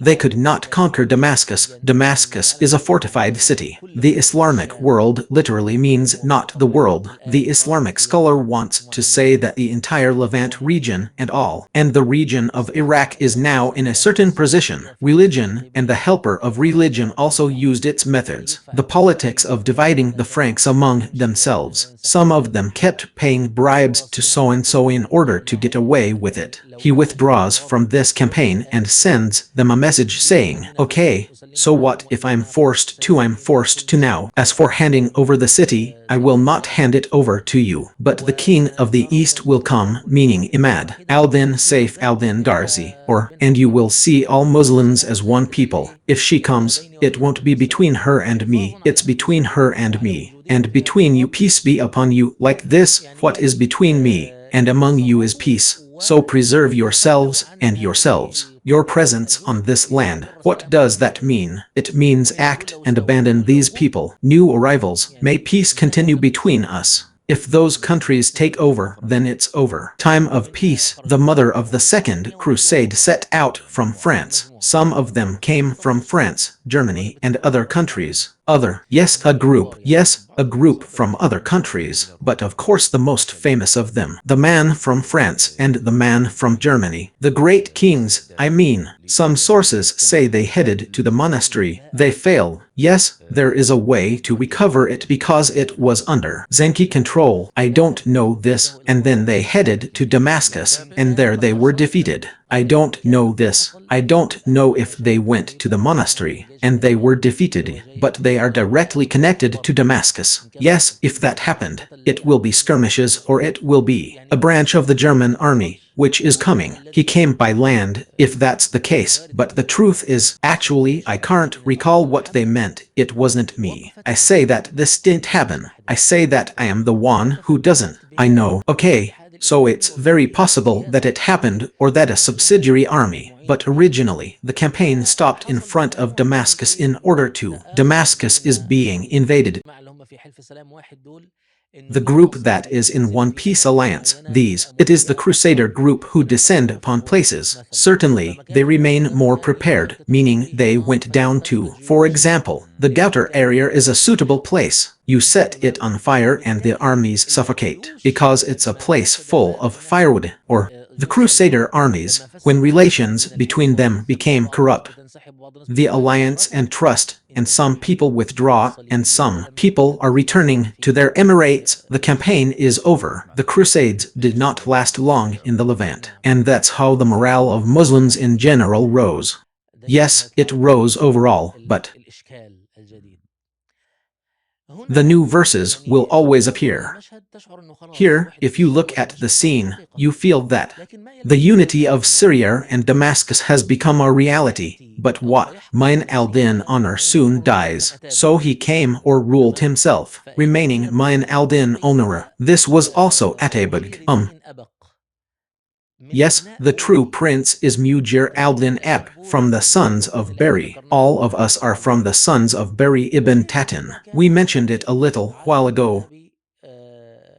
What was Mujir al-Din doing? According to the doctrine of compromise, peace, reconciliation, and I have my Damascus, and after that, everything else is from me. After the flood, nations according to the doctrine of Ridwan according to the doctrine of Ridwan, Dakak, and according to the Takakin school of thought, the school of these shapes, all of them meaning. So the important thing, here it seemed as if all the blood we had shed, and from unity and from the thing that led to the collapse of the Crusades and the preservation of Damascus means it's gone, blown away by the wind, and then came. Nur ad-Din marched his army to Damascus. Guys, I don't want your country and I'm not asking for it. But let's be united against the Franks.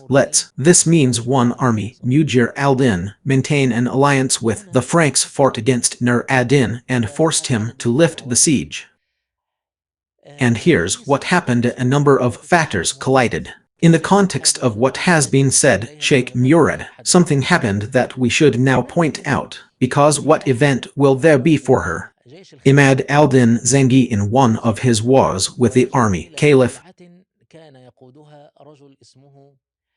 He was defeated and took refuge in a castle led by a man named Ayyub ibn Shaddai, and then, where in Damascus, in Iraq, Tikrit, Iraq, or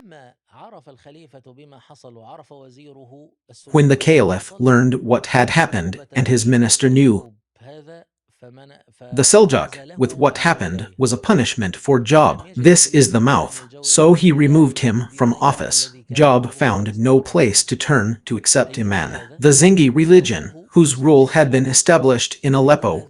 This is Ayyub. His brother's name is Shirkar. This is Ayyub, Saladin's father. Yes, I love these ties. I love these ties. Tamim Ayyub Alin and his partner, his brother Asad al-Din Najm. The religion of Ayyub and Asad al-Din Sharko became two men from the men of Imad al-Din Zengi, and after him I see him in Nur al-Din's service. Wow, yes, beautiful. And then, in the alliance between Nur al-Din and mine, the religion of Onur Najm al-Din Ayyub was in the government, Damascus, or in the administration of Damascus and Asad al-Din Company. He was a commander in Nur ad-Din's army. Glory be to God. How? When Mine al-Din died, and when Mujir al-Din came, so that Mujir al-Din could remain the one who was ally with the Crusaders, Najm al-Din Ayyub began to implement a soft coup in favor of Nuruddin in Damascus. That's right, because he was the police chief at the time, I think. If my memory serves me right, it was part of the administration is either the police chief or the army commander. I honestly don't remember, mother. And of course, the Damascus public opinion was with Nur al-Din. Islamic public opinion is with Nur al-Din, and all of them displeased with Mujir al-Din. He stayed and opened Damascus for Nur ad-Din Salm with the help of Najm al-Din Ayyub. Now Nur ad-Din ruled all of Syria. The Crusaders own the coast and have a house. The holy city of Antioch and Tripoli remained with us, and this Jerusalem. Damascus vs. The Crusader presence created a state of balance. Arhar. In Egypt, Fatimids. Fatimid Egypt at that time had reached. The situation has also become extremely bad. Professor Mohammed, I'm sorry for what happened when Salman entered Nur al-Din for the Levant. That's how we ended up with a state called the state. We have the Zengid state, days of Imad al-Din. That's where it began. If you're looking at it from the perspective of the Zengid state, Mosul is still Zengid, but the Zengid section is with Saif, the Gharzi and Zengi factions with Nur ad-Din Marmadid. So what remains of the Seljuks? Seljuks of Rum, what are they? And they're just disappearing like that. He is among the Seljuks, who are present in the Seljuk Sultanate of Rum. They existed in the Seljuk lands of Persia and Iraq. They are present. Or do we still have Seljuks among us? And then the Zengid state originally was. Later designations, Your Excellency, mean the state. This Zinc thing, in the end, is not counted towards the Seljuks. What was Zenak?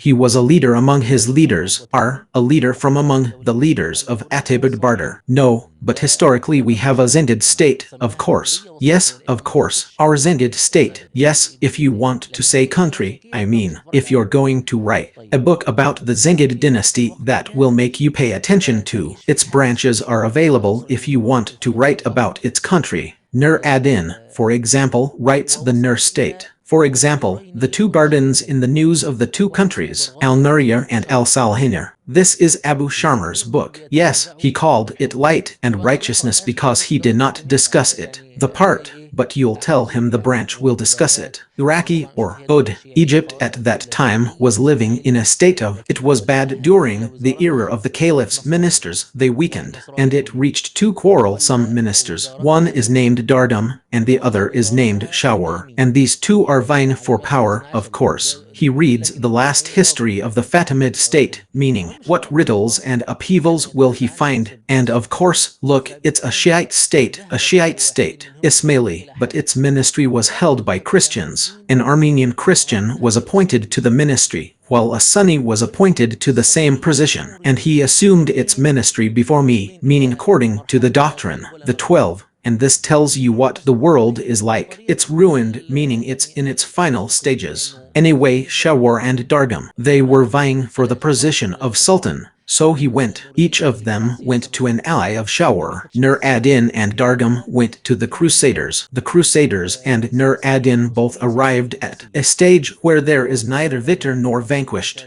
and both of them are blocked from the road, meaning the upper one, because for Nur al-Din it is north. Seljuks of Rome, and we said Nur ad-Din. This guy is a politician. He doesn't take by the sword. That is why every policy he pursued was with Muslims. Diplomatic policy. He corresponds with scholars. He corresponds with sheikhs. For example, what was Kilij Arslan Roman II saying? Nur ad-Din called me to war. Had I not gone with him in it, my subjects turned against me, for he began to correspond. The sheikhs and scholars are asked to pray because the Franks are fighting. If I don't go out with him, my condition will cause problems. Ali's coup was a policy of light, therefore forced to wage jihad. We are forced to struggle with him. I liked the term, and by God, we are forced into jihad. Yeah, okay. So both of them are going to head out southward to Egypt. That's good too, because it shortened the episode that was so long. Strong, but honestly, the episode was enjoyable, even though it was long. Enjoyable. I swear to God, I hope it is so, meaning me. Yes, it's very useful, meaning it's good to know. Praise be to God, praise be to God. The important thing here is Nur al-Din. Asad al-Din sent his company, and send with him Saladin to Egypt. These men at the head of a Levantine army to confront their enemies. Shawar against his minister, against his rival and his opponent, Dargam, allied with the Crusaders. Many problems will occur in Egypt, but I won't go into too much detail. He considered that the Syrian soldiers included a lion, religion, Nur ad-Din, and the Crusader army. They will enter Egypt 3 times and leave it. No, victorious or defeated.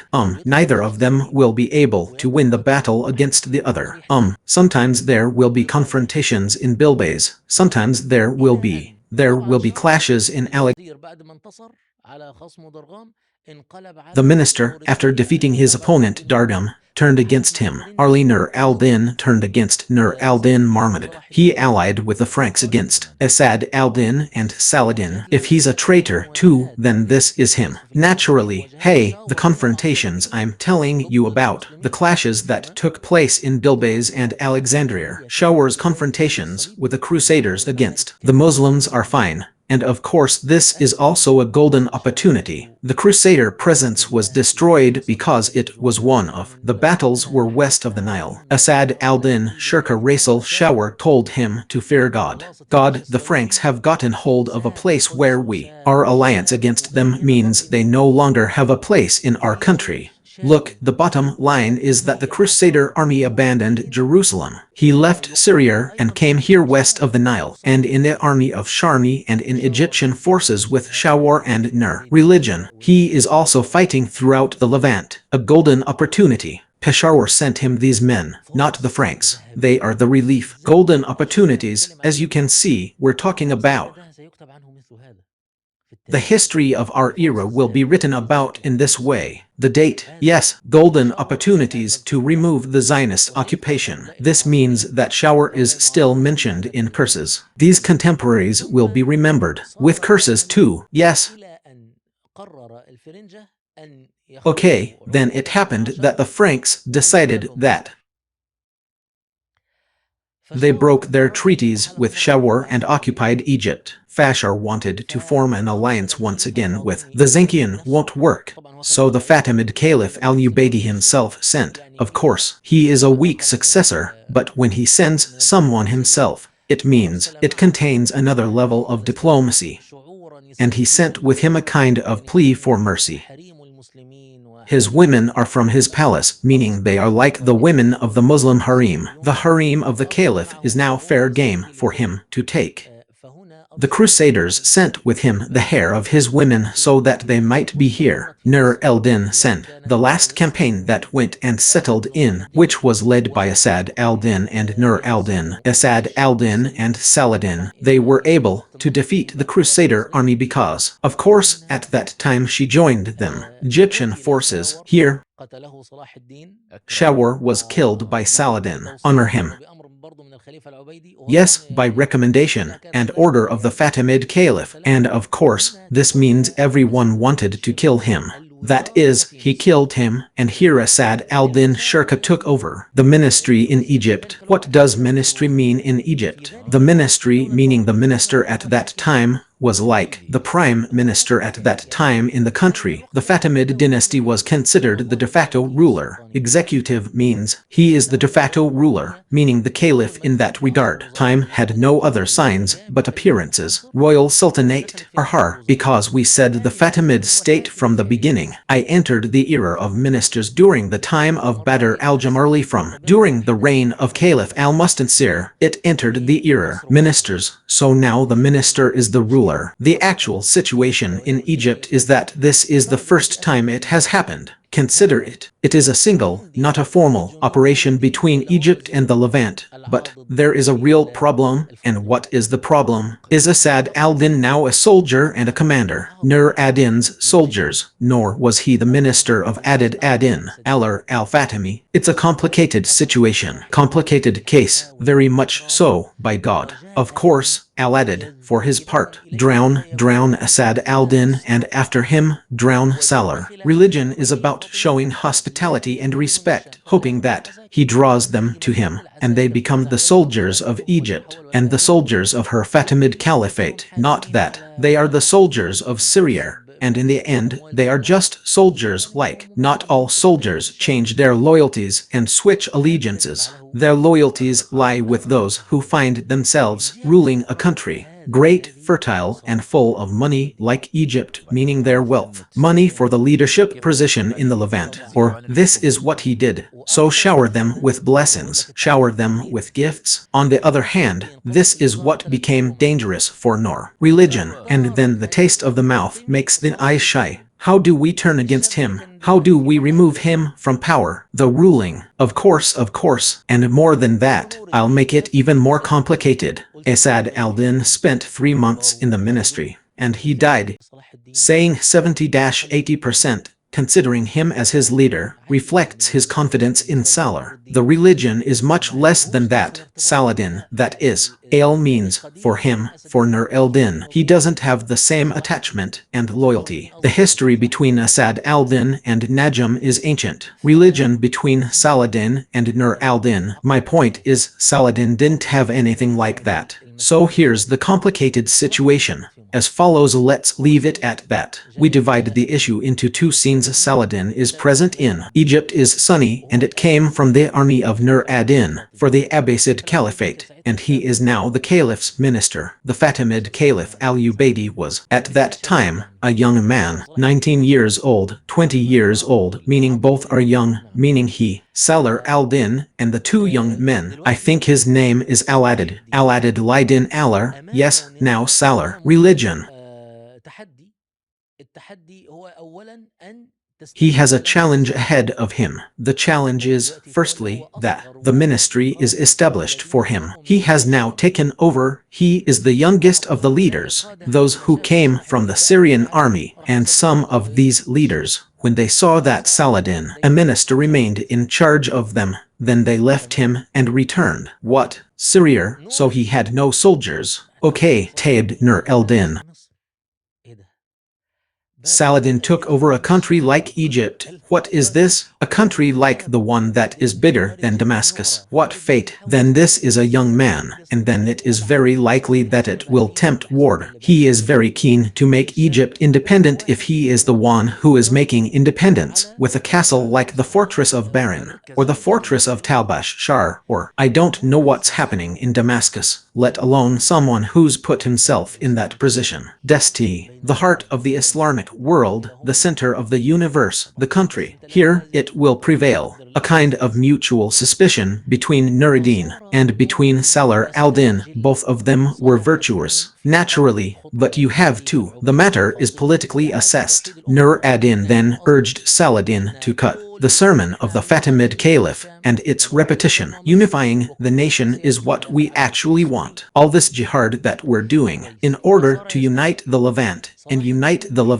Egypt, and everything else under the rule of the Sunni Abbasid Caliphate. Good, so he started to urge Saladin on his part. I think that if I rush things now, I'll cut. The Caliphate was established by discontinuing the sermon in the name of the Fatimid Caliph. The Fatimid Caliphate turned against Egypt. This country became a country. It remained under Fatimid slave rule for 200 years.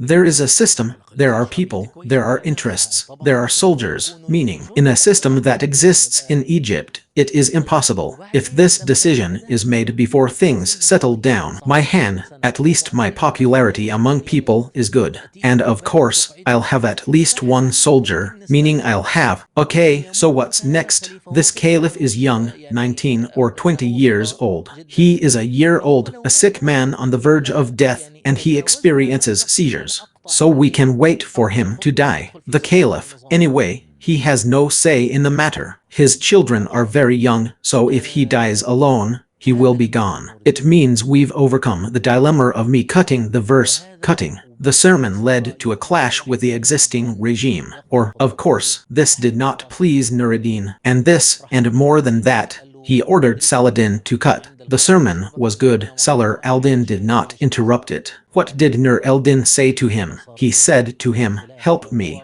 At Karak and Shobak, we have a battle and I need the Egyptian army in it." So what happened here? There was a disagreement if he went to Salar. The religion of this meeting is very likely Nur al-Din. He isolates him from Egypt. It is now in his hand. It is very likely that he will imprison him until, as soon as Saladin left before he insisted. Nur ad-Din returned to Saladin in Egypt and he actually has a revolution in Upper Egypt from the remnants of some, those whom Saladin removed from the system, Fatimid. But this renewed and increased Nuruddin's doubts. Why did you come back?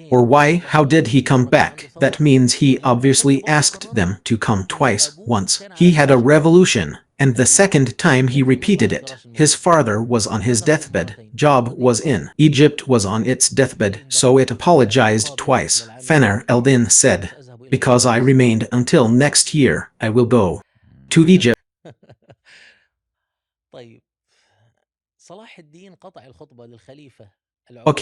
Saladin interrupted the sermon for the caliph. Al-Ubaidi, year 567 567 The Fatimid Caliph was ill and died shortly afterward, in just 3 days. Only 3 days. Praise God. This is on the 7th of Muharram, and this is on the 10th of Muharram. Praise God. Nur al-Din, he did not live to see the following year. He was injured. Diphtheria. Yes, actually, this diphtheria is one of the diseases, the one whose name I don't know, but it's contemporary. What does fatal disease mean? He died in the year 569, just 2 years after Saladin united Egypt and Syria. And here the tables have turned. Sheikh Murad, after the Levant was united and wanted to unify Egypt, now is the united Egypt, the heir of Nur al-Din. There was a rift between his army commanders, because Nur al-Din had no one with him except a son 11 years old. The princes competed to inherit Nur ad-Din's legacy, and the kingdom was torn apart. Damascus once again. Saladin was almost torn apart again. He would perish in his lifelong attempt to unify the Levant once again. From 567 for migration to 580, 13 years, and then he will only need 3 years to. He confronts the Crusaders and liberates Jerusalem, but we still need to prove that it's Nur el-Din too. His eye was on Jerusalem and on the liberation of Jerusalem. Yes, this is Nur al-Din because of his great feelings or his intense feelings. Near this, Nur ad-Din had a great jihad in the Levant. We didn't go into it. We're just taking the general approach. Nur al-Din made a pulpit to be erected in the house. The holy man was certain that he had approached the grave. The time has come, and he will deliver a sermon at Al-Aqsa Mosque, and because the Crusaders turned the Al-Aqsa Mosque into part of a stable for horses, part a pen for pigs, and another part a storage area for the crops, because there is no longer a pulpit for Nur al-Din. The pulpit was made in Aleppo. Whoa, yes, or, of course, his eye was on Jerusalem.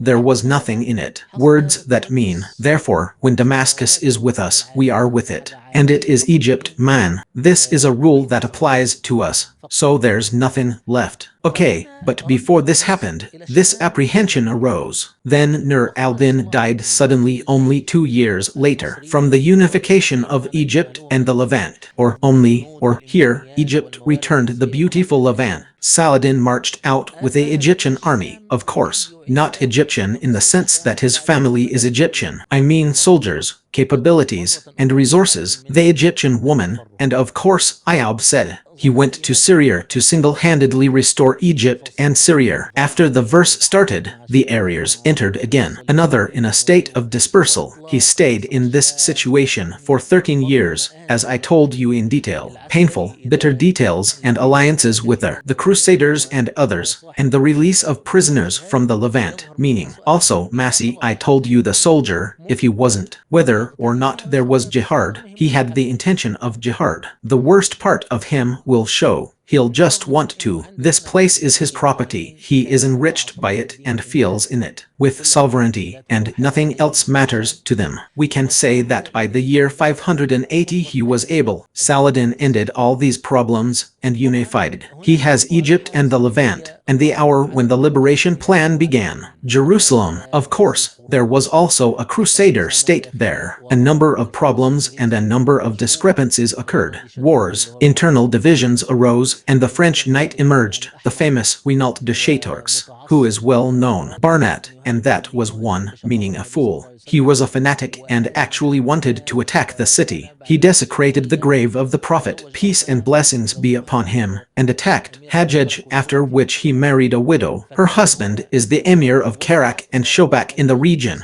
Jordan. So when he married her, he became the prince. He began to wreak havoc there, because it's an area on the Hajj route. Yes, in conclusion. And of course, he cut off the pilgrims' route and yes, he cut and cursed. Yes, he stole, enslaved, to exhume the grave of the Prophet, peace and blessings be upon him, and attacking the city, and he will keep a close eye on Saladin, so they won't forget him. This means that even the kings of Jerusalem were at that time. They weakened, so the king over Jerusalem was one. His name is Gilwan. One came close to the It means he wasn't from France, meaning he wasn't from there. Kanish was one of the princes who grew up in the Levant, because we are now talking about 90 years from the beginning of the Crusader protection, or in the generations that grew up in the Levant. Therefore, without going into details, a large military presence here appeared, uniting Egypt and the Levant. The liberation of Jerusalem will result in this, and this is what he was in Hattin during the Battle of Hattin in the year 583. This migration was the battle in which the army was scattered. The great leader of the Crusaders in the Levant. Okay, and then Saladin did not go directly to Jerusalem. He went to surround him coastal cities in order to cut off supply routes, which can come from Western countries. He succeeded in opening most of the bases except for the rules. The northern region, which includes places like Antioch and Tripoli, succeeded. its conquest was limited to one base, which was the city of Tyre, or he couldn't open it, he surrounded it, then failed. Of course you have a question about Saladin, so I'll explain it now. Now we continue with the Crusades. But then he besieged Jerusalem and was able to. He opened it in Rajab of the year 583. And so Jerusalem returned after exactly 88 years from its fall into the hands of the Crusaders, or this is Salar al-Din Tammam's most important achievement. This means Jerusalem was liberated months after the fall of goodness comes after months of mud's rudeness. Yes, directly. No, the months he spent trying, opening up coastal areas to cut off the road supply. Thus, we have no more Crusader kingdoms left, unless in Antioch and Tripoli. Tripoli. No, and pictures, and the rest of the cities are simple, but the Crusader force that withdrew from the kingdom of Beth, the holy places have become pictures, or later, its center became Acre, or okay, so the king of Jerusalem now rules from Acre. Okay, this release will make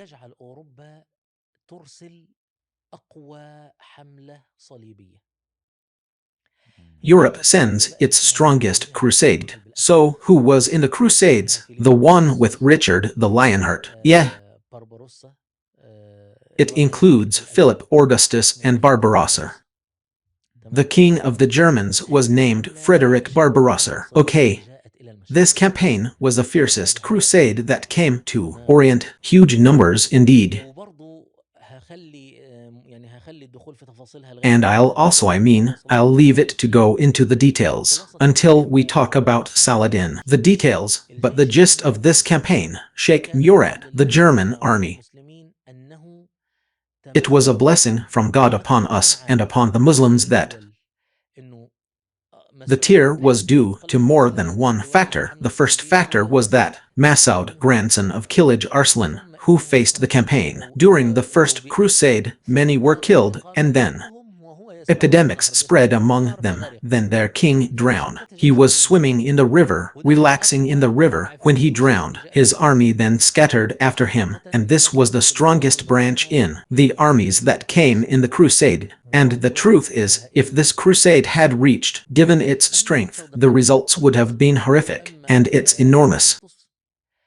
Either Richmond the Lionheart or Philip Augustus. They were able to recover everything from Saladin, the coast, by force. By force, the battle between them continued over Jerusalem. Richard the Lionheart J and Philip August J. For the sake of Jerusalem, Saladin fought valiantly. In defending Jerusalem, there is no greater valor. It was the Third Crusade. Yes. They persevered until they finally succeeded after a great effort, and after steadfastness, patience, bravery, and a great deal of talk, to the peace treaty of Ramler, the peace that stipulates. This refers to the Third Crusade. When you look at it from a European perspective, this is a campaign. Crusader, or she went to bring back Jerusalem, but she didn't bring back a house. The holy sites were restored, and coastal cities were recaptured. From the perspective of Muslims, the campaign is considered. The Crusaders succeeded in recapturing the coastal cities, which Saladin took, but she was unable to. Jerusalem is being reclaimed. Therefore, when this crusade left after the peace, Saladin died in Ramler a few months later. May God have mercy on him. May God have mercy on him. He died in the year 589 AH, after 6 years after his liberation of Jerusalem, and months after the Ramla peace treaty was signed, and that's how we started the campaign. The Crusader camel, in a life spent on horseback. He ruled for 20 years.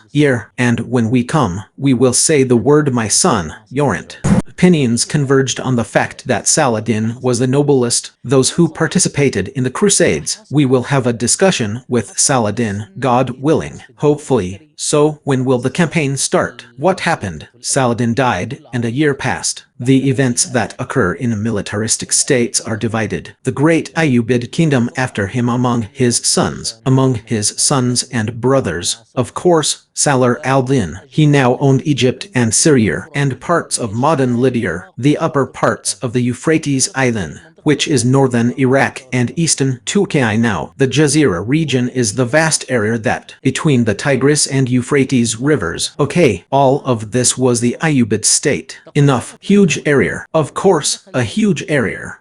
It was divided among his sons, and then the Ayyubids entered. The Ayyubids then entered into conflict over this, the inheritance. He ultimately resolved this conflict himself. Al-Adil Saif al-Din, brother of Saladin. The kingdom remained passing from Saladin to his brother. After a few wars, skirmishes, and problems, we won't get involved. Among them, meaning the just Saif al-Din, that was. Unfortunately, what kind of man is he? He's not the type to fight in wars like me. Saladin was closer to understanding and to. Al-Mazalmay is a military leader, of course, and an important military leader. But what does not the one who doesn't want jihad mean? Or not our liberation project? He prefers things to remain as they are, as long as it's not that serious. Therefore, these diplomatic relations between Adel Tamim and among the Crusader kingdoms, and even among republics. The Italian one, which is financing and pumping, financial and ship source.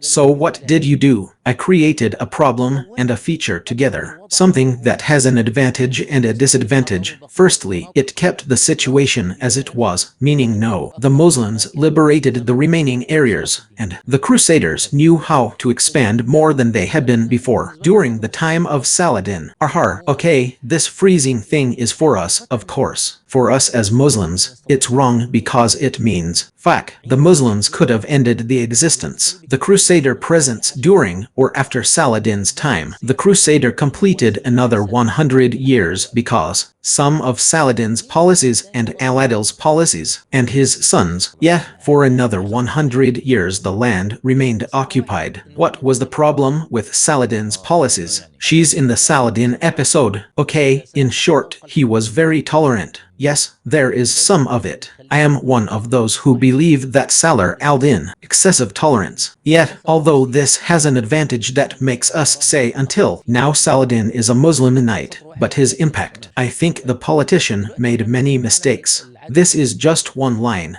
and we'll come back to it later, God willing. Okay, but now we're talking about fairness. Saif al-Din. Del Saif al-Din Abram, as you say. Peace agreements, or truce agreements, or reconciliation agreements with these regions. The campaign. The Fourth Crusade, which set out to liberate Bethlehem. Holy. So what happened? The Genoa people, those who are the riflemen, Italians, they didn't want to clash.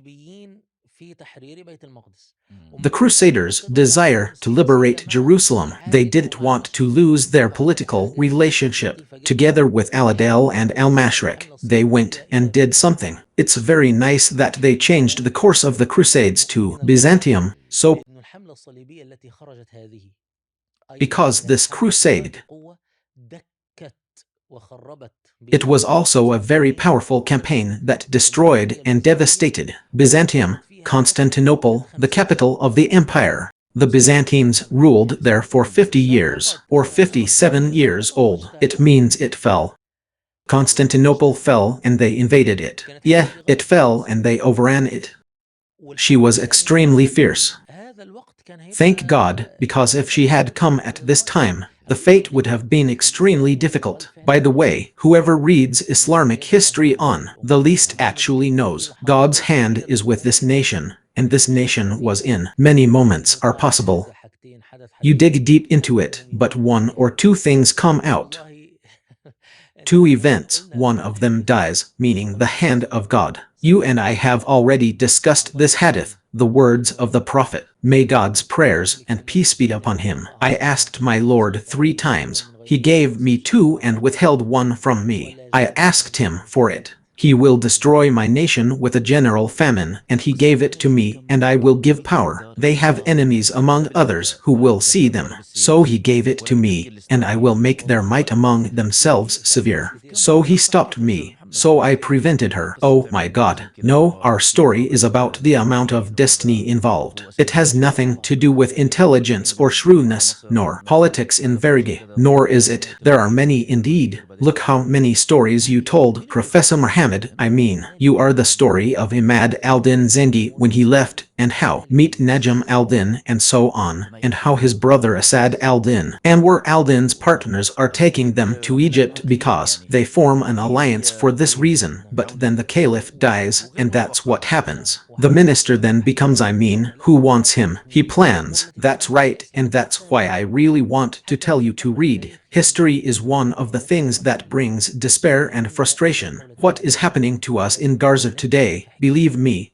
So you're definitely one of the believers, right? It's close, God willing, and even it will be unexpected. Yes, and by the way, I'm telling you to read it too. History is one of the things that can help address despair. But even if you haven't read history, you should have faith in God, and I will never forget his saying. One of our sheikhs tells you that you will not know his wisdom except if you had his knowledge.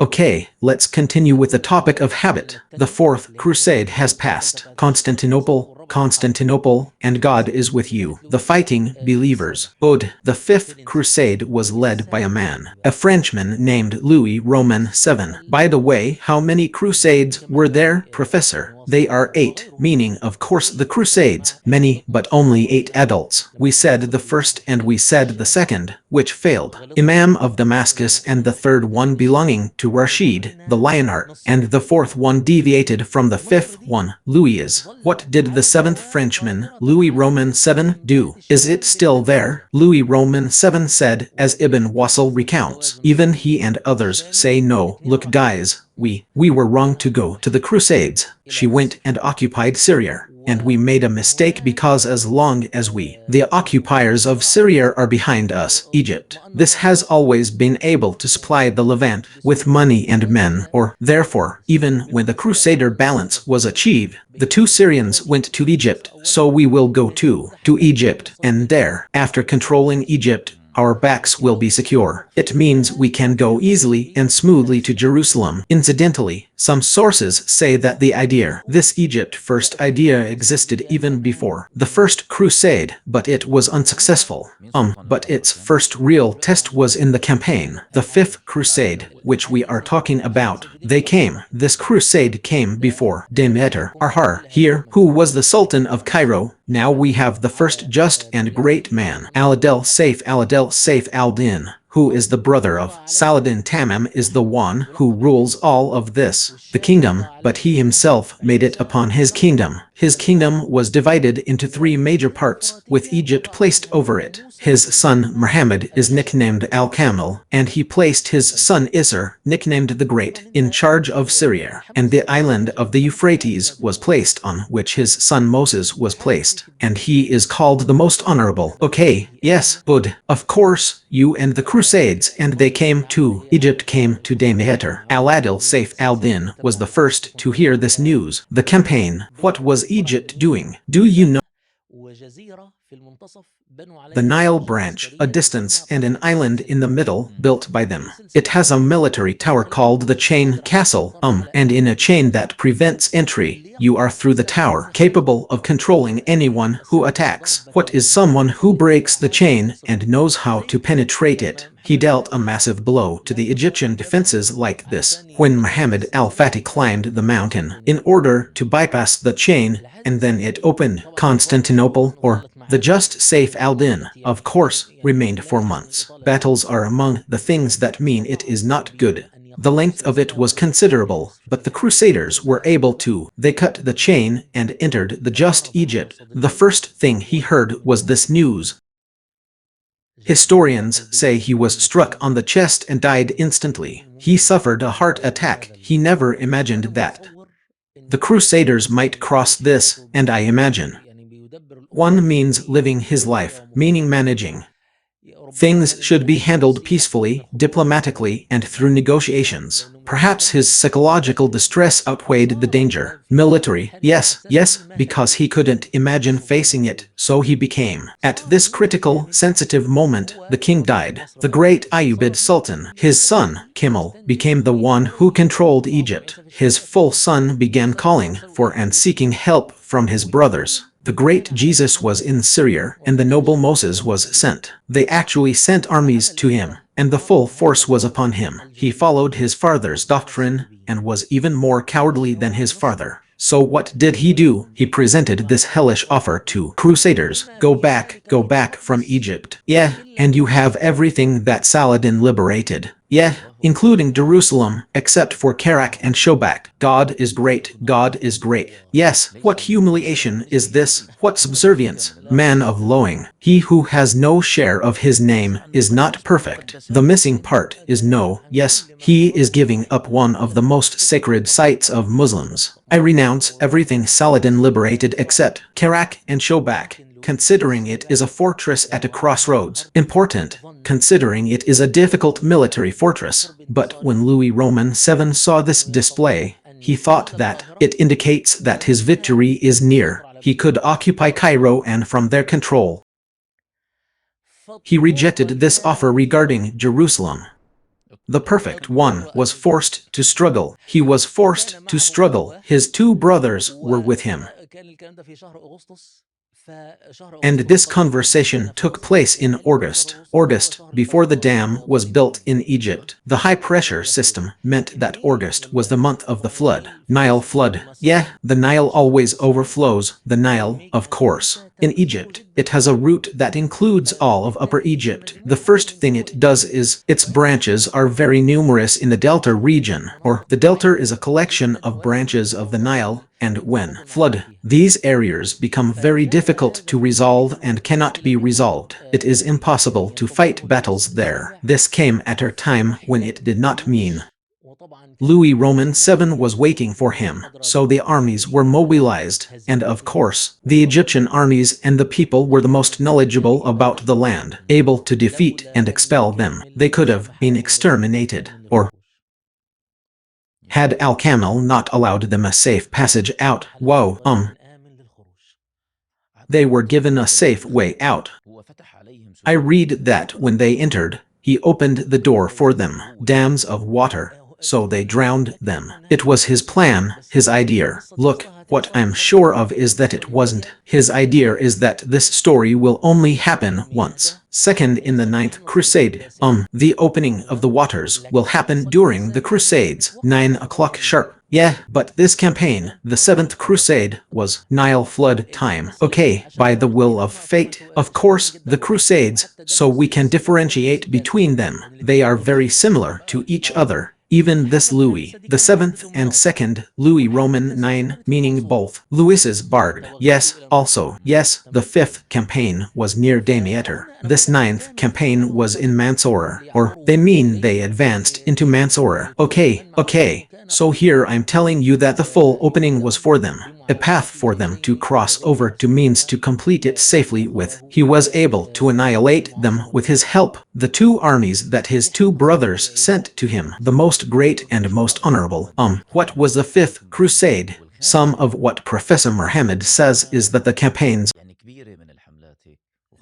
it's a large group of campaigns, that's all. A collection of campaigns and that's it. It means, look, the disagreement occurs. It means in terms of number based on, for example, one like this Constantinople campaign will not be considered a campaign because she didn't come to our place, so he doesn't consider it a campaign. You wouldn't find a historian like that who would do that. For example, a campaign like the 6th Crusade. This, for example, is the strangest crusade ever. Comedy. You might find someone who doesn't consider it when. I'll tell you now, so you'll understand why. He doesn't calculate it. So instead of them being 7 in the campaign, she was the 8th one. She went to Tunisia and failed. So he might not calculate it, and then they'll leave. 5.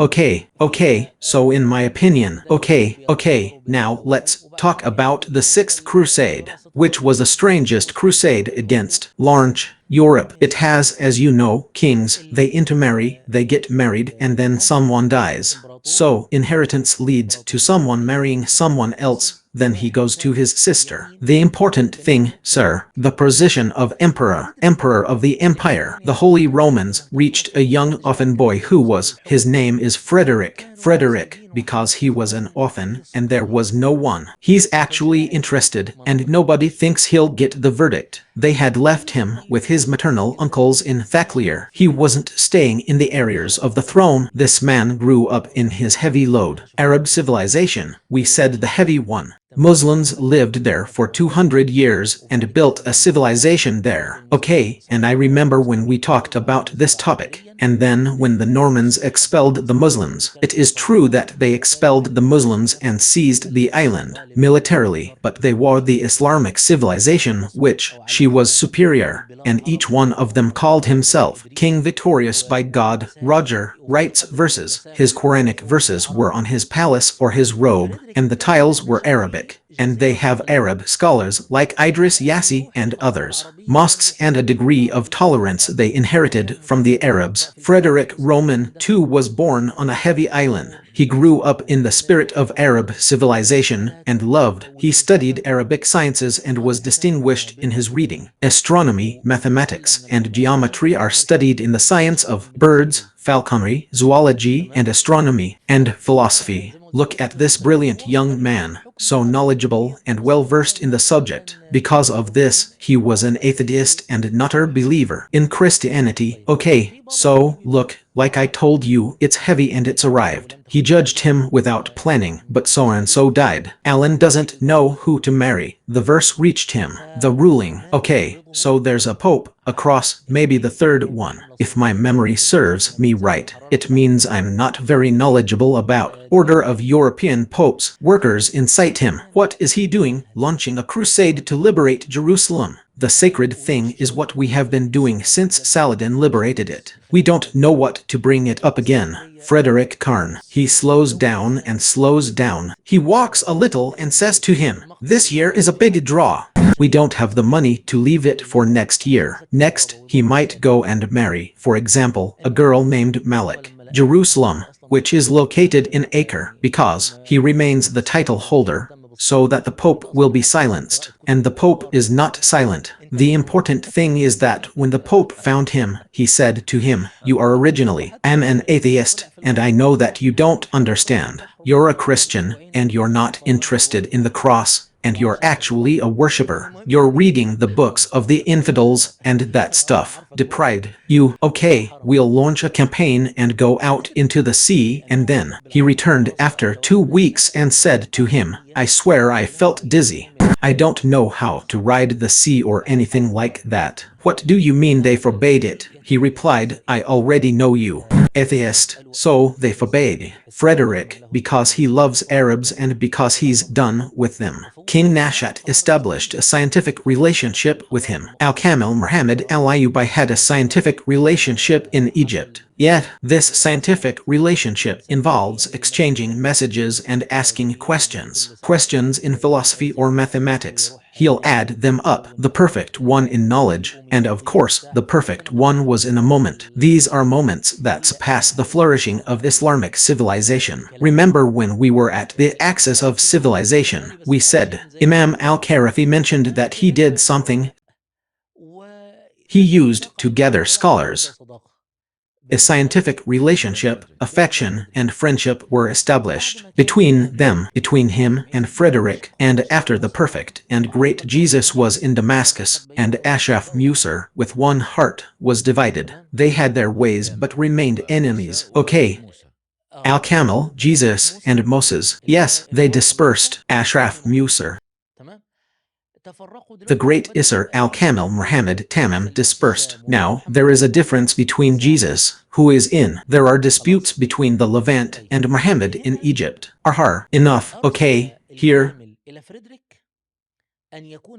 Kamil sent word to Frederick to be with him in He swore an oath against his great brother Jesus in Syria. We are now at 620 Nat Hijri.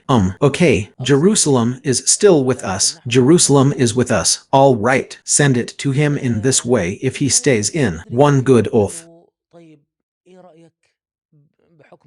Frederick said to him, "Okay, what do you think of the rule of friendship and the companionship and friendship between us? You just give me Jerusalem because I have problems. In Europe, the Pope has forbidden me, and my flock will go astray. Instead of an enemy ruling this country, give us. We're friends, so leave me alone." But Jerusalem means, as part of the agreement, and I'm the one who actually wants a house. The holy place doesn't need anything. I'm going to stay there. How many weeks until I walk again? What does that mean? Seriously, it's a comedy campaign, according to one person. Your description means, yes, the perfect king said to him, "We have agreed." I can imagine the scene, that's why I'm laughing. Okay, good. Well, Frederick left Europe with his campaign. Crusader. Guys, we're going on a crusade. Let's get rid of the Pope who's been giving us a headache. Nobody is willing to go out with him. Why a crusade?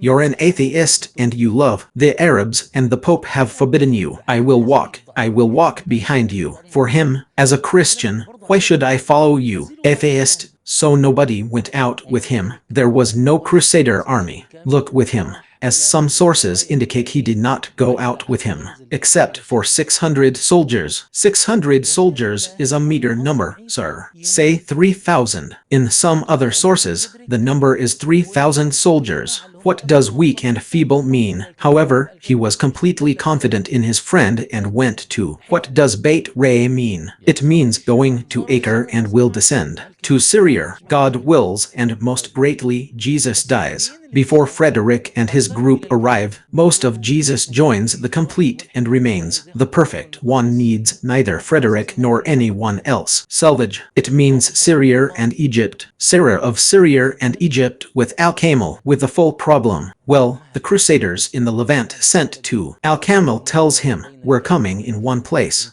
An atheist is coming. He wants to take your holy house. We could actually fight alongside him because he is deprived from the Pope. Did you notice? What do you think?" However, with all that I'm telling you, the negotiations between Al-Kamel and Frederick have ended to hand over Jerusalem to Frederick. Yes, and that doesn't mean he has no reason to do it now. There is no reason. He is handing Jerusalem over to the Crusaders. There's no way he's doing that. A reason, and his load is weak. His campaign was weak and his numbers were small. And the Crusaders who were in the Levant doesn't want him to liberate Jerusalem because their Pope wasn't wrong when he forbade it. You now consider this Pope to be holy and infallible. If someone were forbidden and then found out he knew how to open the temple in Jerusalem, this is what the Pope took, right? The Pope himself was. The same campaign failed, and the Crusaders who were the people of Syria offered to fight alongside Al-Kamel. Frederick. Yeah, we no longer need Frederick, because most of Jesus died and sided with the entourage and men of the majority sided with Al-Kamel. However, by virtue of friendship, love, affection,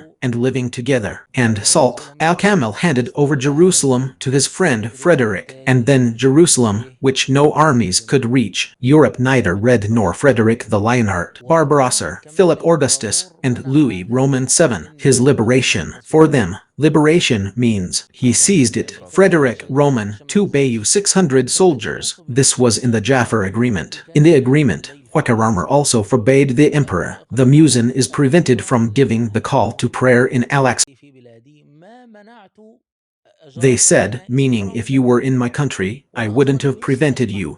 The church bells ring in your honor, and I pray, I hear. This is the call to prayer. Oh, he likes to listen to the call to prayer. Yes, he is indeed a lover of Arabic sciences. Of course, he is. An atheist is king in the end, and by the way, one of the things, it's something many people don't talk about. Frederick de Ho was the one who exterminated the Muslims in heavy in order to prove to the Christians that he exterminated the Muslims. He was burdened with it, and neither letters nor intercessions were of any use to him. The complete. This is after the delivery of the Holy Or. Yes, it means the Muslims remained after the Normans took control, but this existence was subsequently destroyed by Frederick. What was the Sixth Crusade? The strangest crusade was the one that targeted Jerusalem. Frederick took Jerusalem, and that's that. Believe it or not. And it became ours. It became a kingdom, and we rule from it. Is it a kingdom or just a charade in the face of falsehood? No.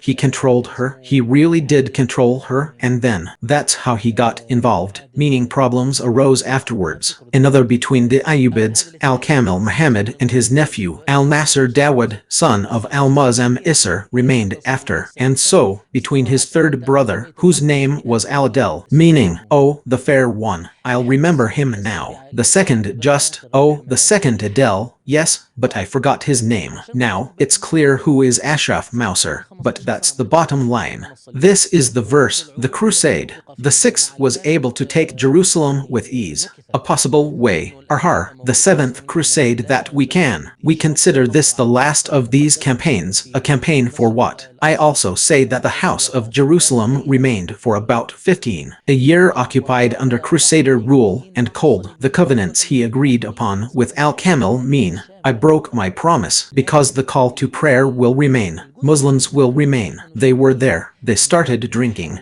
and wine was on the rock, the holy sites in Al-Aqsa Mosque, and they began to raise the banners/fingerprints. The crosses on it mean. Some Ayyubids fought alongside the Crusaders against other Ayyubids faced enormous problems in the Levant during this period. Yes, but the part that concerns us now. We are referring to it as the Mongol campaigns. The Mongol storm then came. The Khwarezmian state was scattered before her, or the Khwarezmian state had a large number of them that came and arrived to the east, and we retained a large fighting force. Disorganized, these are the people whom Sultan Najm relied upon. The religion of Aynub Roman II, son of Al-Kamil Muhammad Ali. Liberation of Jerusalem from the Crusaders, or this period was the period of the occupation of Jerusalem. Through Najm al-Din Ayyub with the Khwarezmians, they were able to drive the Crusaders out of the house, the holy ones, and that they may be defeated. The Ayyubid faction that opposed Najm al-Din Job, when Najm al-Din Ayyub arrived, the campaign, the Seventh Crusade, that's what was on. Its head is Louis Roman IX.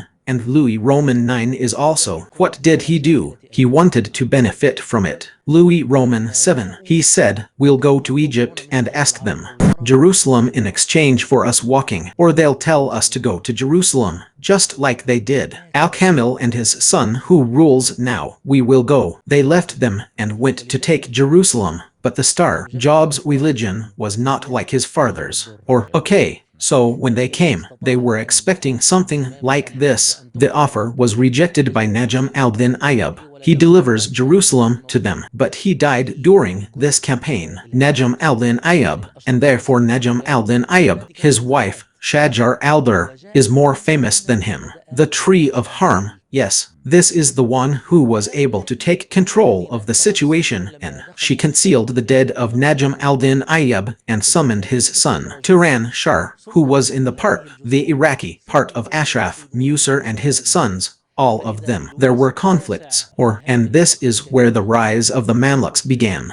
These are the ones whom the Crusaders, of course, enter. They passed through Damiatar and entered Mansour. The Mamluks lured them in and then opened these bridges. Then they would hunt them down in the streets of Mansour, and then Louis Roman IX, the enormous, gigantic, great one, comes out. From this battle, Masura and Asir were captured in Darmar. It still exists in Egypt, and we consider it a source of. If someone in Egypt did what you did, that would be great. For example, if he goes to France, we won't accept his certificates. In front of the judge, we will think him crazy. So how are you? He came, but of course he only came through an inheritance from betrayals, leniency, and old compromises. Yes, at this seventh campaign you can say, the Crusades against Egypt ended. It was Louis Roman IX himself who later tried to implement another crusade against Tunisia, but it was also, there is a caliph or not a caliph, meaning a powerful emir. The emir of the Hafsid state, al-Mustansir Billah, was Louis Roman IX actually died in this campaign. The campaign quickly fell apart, and Taib Bakir was defeated. What happened to the Crusader kingdoms? The Crusader kingdoms remained under its control. Mamluks, al-Zahir Baybars, the conquest of Antioch, the liberation of Antioch, or, okay, they said he liberated Tripoli. They said that's the next one. Al-Ashaf Khalil ibn Karlu liberated Acre, the last of the region's Crusader presence. All of this geography has returned to the fold of Islam. All this geography has been brought into the fold of Islam by the grace of God. If we want to say it started with Imad al-Din Zengi and ended with Al-Ashaf Khalil ibn Kalwanvir, 200 years. O God, Antioch fell in the days. Yagsin, I returned to the apparent peppers, 180 years. She is with the Crusaders. O my Lord, O God. Of course, it seems that we will get to Baybars later, God willing. In the Mamluk state, but one of the greatest kings, Muslims, and the most valiant, courageous, and strong among them were the Mamluks. Not just that they were. The Mongol storm also cleansed the Levant of remnants of the Crusader Emirates, or, of course, we are mentioning the Ayyubid state. There was also a quick, small edit he made. Victorious David for Jerusalem. Then, to spite Najm al-Din, he responded to her once again. Second, what you consider liberation of the small things. We mention it only because of Najm al-Din Ayyub, the one who liberated Jerusalem. Yes, Hoyers with, for me. The English occupation is what keeps Jerusalem with us. English, and we kept the Al-Aqsa Mosque with us until 1967. This means before the recent interventions. Yes, because after that the Mamluk state was a state. The Ottoman Empire was a great state. No one could dare approach Jerusalem. And we are in light of what we are saying, Professor Muhammad. We are watching and feeling how countries are born and how disappear naturally. How did the Zengid state emerge from the womb of the Seljuks? How did the Ardites disappear? How did the Zengids emerge? Then the Ayyubids, then the Fatimids disappeared. Then the Zengids disappeared at the hands of the Ayyubids. Then it is divided, then the owner appears. Days, we circulate it, we pass it around among the people. Yes, if the Crusades, according to what he says, Western wars are not defensive. It is not a local phenomenon, and none of the people, I mean, they were just people who have political ambitions. Rather, they are people with a religious idea or belief system coming from point her. Okay, in short, the effect is because I want to go back to the first word, you. I mentioned at the beginning of the episode that we live, correct? The impact of the solution was the Crusades, but what was it? Professor Muhammad, the Crusades are over. Yes, where is the trace of it? Beautiful, I mean, what does it look like? Okay, quickly, here are some of the most important effects of wars. The Crusader period, which was a major crossing point. The passages for the transfer of Islamic civilization to Europe means Europe learned types of industry, types of agriculture, and types of medicine, types of astronomy and types of sciences, engineering, even architectural construction, and even military tactics. All of these are acquired through civilization. Europe acquired these artifacts from us. It is also important to note that this was during the Crusades.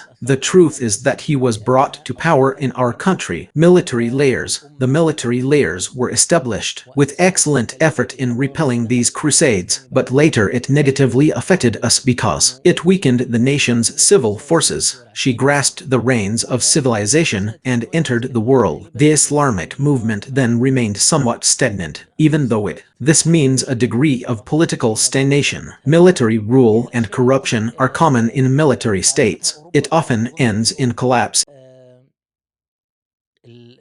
Europe also, or appeared in Europe, because what exactly are these military forces? The movement that came to us produced a civil resurgence there. One of the most prominent things that appeared in it is that the things they took from us included the issue of unions. The issue of unions. This had a significant impact, and of course it began to start its emergence in the regions closest to the world, Islamic, and these are the southern Italian cities. And in it appeared the beginnings of Western law. The impact of the Crusades was one of the effects of the wars. The Crusades also included what the church historian wrote. Marino Sound Torcello. This is a historian whose commission the church in writing a history of the Crusades, and he presented recommendations, one of which was to begin. It should be in Egypt, not in Syria, and therefore all the Western attempts that followed began in Egypt. Napoleon began, then went to the Levant. The English occupied Egypt and then went to the Levant. Egypt remains one of the keys to. He controls it in order to secure the situation, meaning the state of British occupation, then the occupation. Zionism is also one of the things that is still alive. It means the West now, in the eyes of Israel. Many people are copies of the campaigns, the Crusades, but Europe found in the Jews material, humane use instead of bloodshed. The Christian sheds Jewish blood. This means that this is one of the things mentioned by a number of people from the thinkers, but Herzl decided on it in his diaries. I even read it in Netanyahu's memoirs, meaning Netanyahu is doing the Europeans a favor by saying, you have a friend in the East who is unparalleled. Netanyahu says, I was speaking to one of the members. Congress once told me, if we had in Afghanistan is a friend like Israel, we wouldn't have left from Afghanistan. Israeli politicians are addressing this tendency. Westerners believe that we as Israelis, as Jews, we offer you a service. If we weren't here, you would have spent. That means billions, and you were going to spend millions of lives lost so that the same interests can be achieved, which you achieve through us, and that's why even Biden, even Trump tells you that it's not necessary to be a Zionist, you must be Jewish. And Trump himself says, imagine if it weren't for Israel exists, we would have needed it. How many bases would we have needed to establish military? This is something we should avoid. And of course I mentioned it at the beginning of the episode. What Tix wrote, but its negative impact on us, I mean the whole nation. Is it possible, for example, to consider it a continuation of the case? Jerusalem was ablaze because of the Crusades. First, of course, there is no doubt that the Crusades. I'll tell you something. What is Jerusalem in the Book of God? Okay. It is part of the Muslim faith, just like Mecca and Medina, meaning their sanctity has not diminished. But certainly, the periods during which the occupation took place, Jerusalem, whether during the Crusades or in this stage, increases Muslims' awareness of the importance and sanctity of Jerusalem increase. But he does not create, meaning he does not perform, meaning his holiness. Jerusalem is an inherent right, not a reaction. The occupation only creates more of its own retaliation. The verb, or whether now or for example, one of the most important problems, one of the most important effects of the Crusades is that we, for example, now in our time we glorify Saladin even more from Baybars, while this has not existed throughout history. History, by the way, always remembers Baybars as the most glorious and greatest. In the eyes of the people, Salah al-Din, or okay, but we're living through a period where Jerusalem, Asir, they are paying attention to someone like Imad al-Din Zenki, paying attention to someone like Nur el-Din, paying attention to someone like Saladin, and so on. Or, as long as the story is about the Crusades, Professor Muhammad, my last question is, what does it mean to go back to the Minister of Defense? American. He kept talking about the Crusades, calls for a return to the Crusades, or the Crusades with their religious cover, i.e. And I myself am George Bush and other Europeans if the battle is a religious one. The conflict means a religious conflict, not a political one. My religion means political and economic control, and so on, meaning from above, not the state itself. They talk about it, about democracies and slogans. The Islamic conquests, as long as their discourse is religious, we are turning our discourse into religious discourse. Look, we Muslims read in the book of our Lord. It is a purely religious conflict, just like all other types of conflicts. Ultimately, it reverts to religion and to the idea, even if it is in its detailed aspects. Economic matters include aspects of elevation, the lust for power, but the conflict is at its core and on its horizon. The major one is a religious conflict. There's no question about this. I mean, why don't we do this? Why don't we raise awareness about it? Because, unfortunately, contemporary governments are governments, secular, and doesn't want to stir up this issue. Religious, because it's the subject of this religious issue. It costs them to move towards liberation. That's what they're trying to do. They bury this religious issue, and you'll find that, he tells you, the mosque under our house is the holiest. From Al-Aqsa Mosque or whoever is visiting, history tells you that this isn't actually the Al-Aqsa Mosque. This is Al-Aqsa Mosque. This is a mosque that was on the border, Mecca, just like Yusuf Zaidan appears, by order of course, and hints from those who mean his masters and others, without mentioning names, meaning they understand. They are trying to obscure the religious aspect because it is the religious perspective that restores the battle to its true nature. But the Jewish settlers, meaning they do not hesitate, this issue of religious conflict is a fundamental one. It is very clear in their books that there is the eye misses it. If we wanted to put a line for the viewers, what would we gain? What can we say about all the stories of the Crusades? There are so many testimonials, but I prefer that. I like to focus on a lesson where I don't see anyone else. He focuses on the fact that the first defeat is green. Defeat and betrayal at a crucial moment could lead to results that extend for 000 years. And the first crusade, if it had failed, there wouldn't have been any crusades, at least not until at least 100 years. Every person is responsible for a specific area, moment. He gives himself and consumes himself so that he may not be given. The Muslims before him will not be defeated because he is not. Arif is suffering the defeat he is currently experiencing in this small gap. What were the effects? Performing it means I'm sure that Karbagher is a prince. Mosul, nor the princes who were with him, nor, even if they were to wash away the fact that Arslan is certain they are not. Kanosh imagined their defeat in this battle will lead to history. It remains alive for 1,000 years.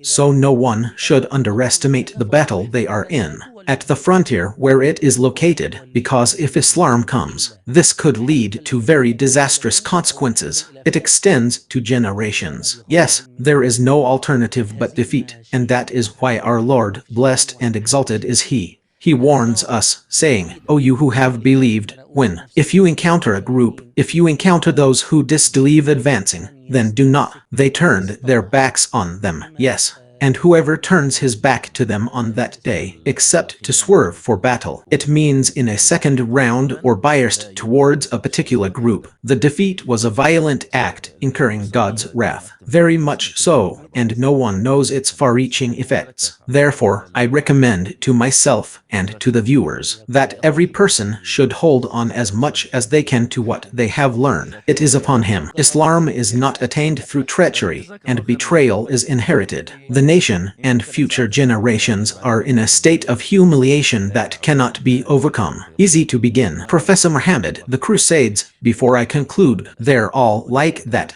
200 years, all 200 years, from the first to the ninth, 200 years. May God reward you. This is the longest episode in the 100 Questions series. The date, may God reward you. God willing, we won't repeat it. God willing, okay, but may God reward you for the deceased. A huge file in God's name. May God bless you. The episode might be 3 hours long. I don't know yet. That editing is between. May God reward you. My brothers, this is the longest episode. Sorry I made it too long. The names and dates are mixed up, but if you go like this, you open the papers, You fold them up, and then it becomes. Learn more, and you won't be confused by this huge amount. From what information? Or rather, within the context of the discussion. Bones, yes, my brothers, of course we don't need to tell you. They should spread the word everywhere so that it becomes widespread. Goodness, and we continue with you on this axis. Independent states will meet in the next episode. May God protect you. Until we meet again to watch more programs about Islamic history, to learn about its events, victories and defeats, its leaders and scholars, its events and secrets of governance, politics, wars, and battles. All you have to do is our history channel on YouTube follows our history from the farthest point in the past to the farthest point in the present.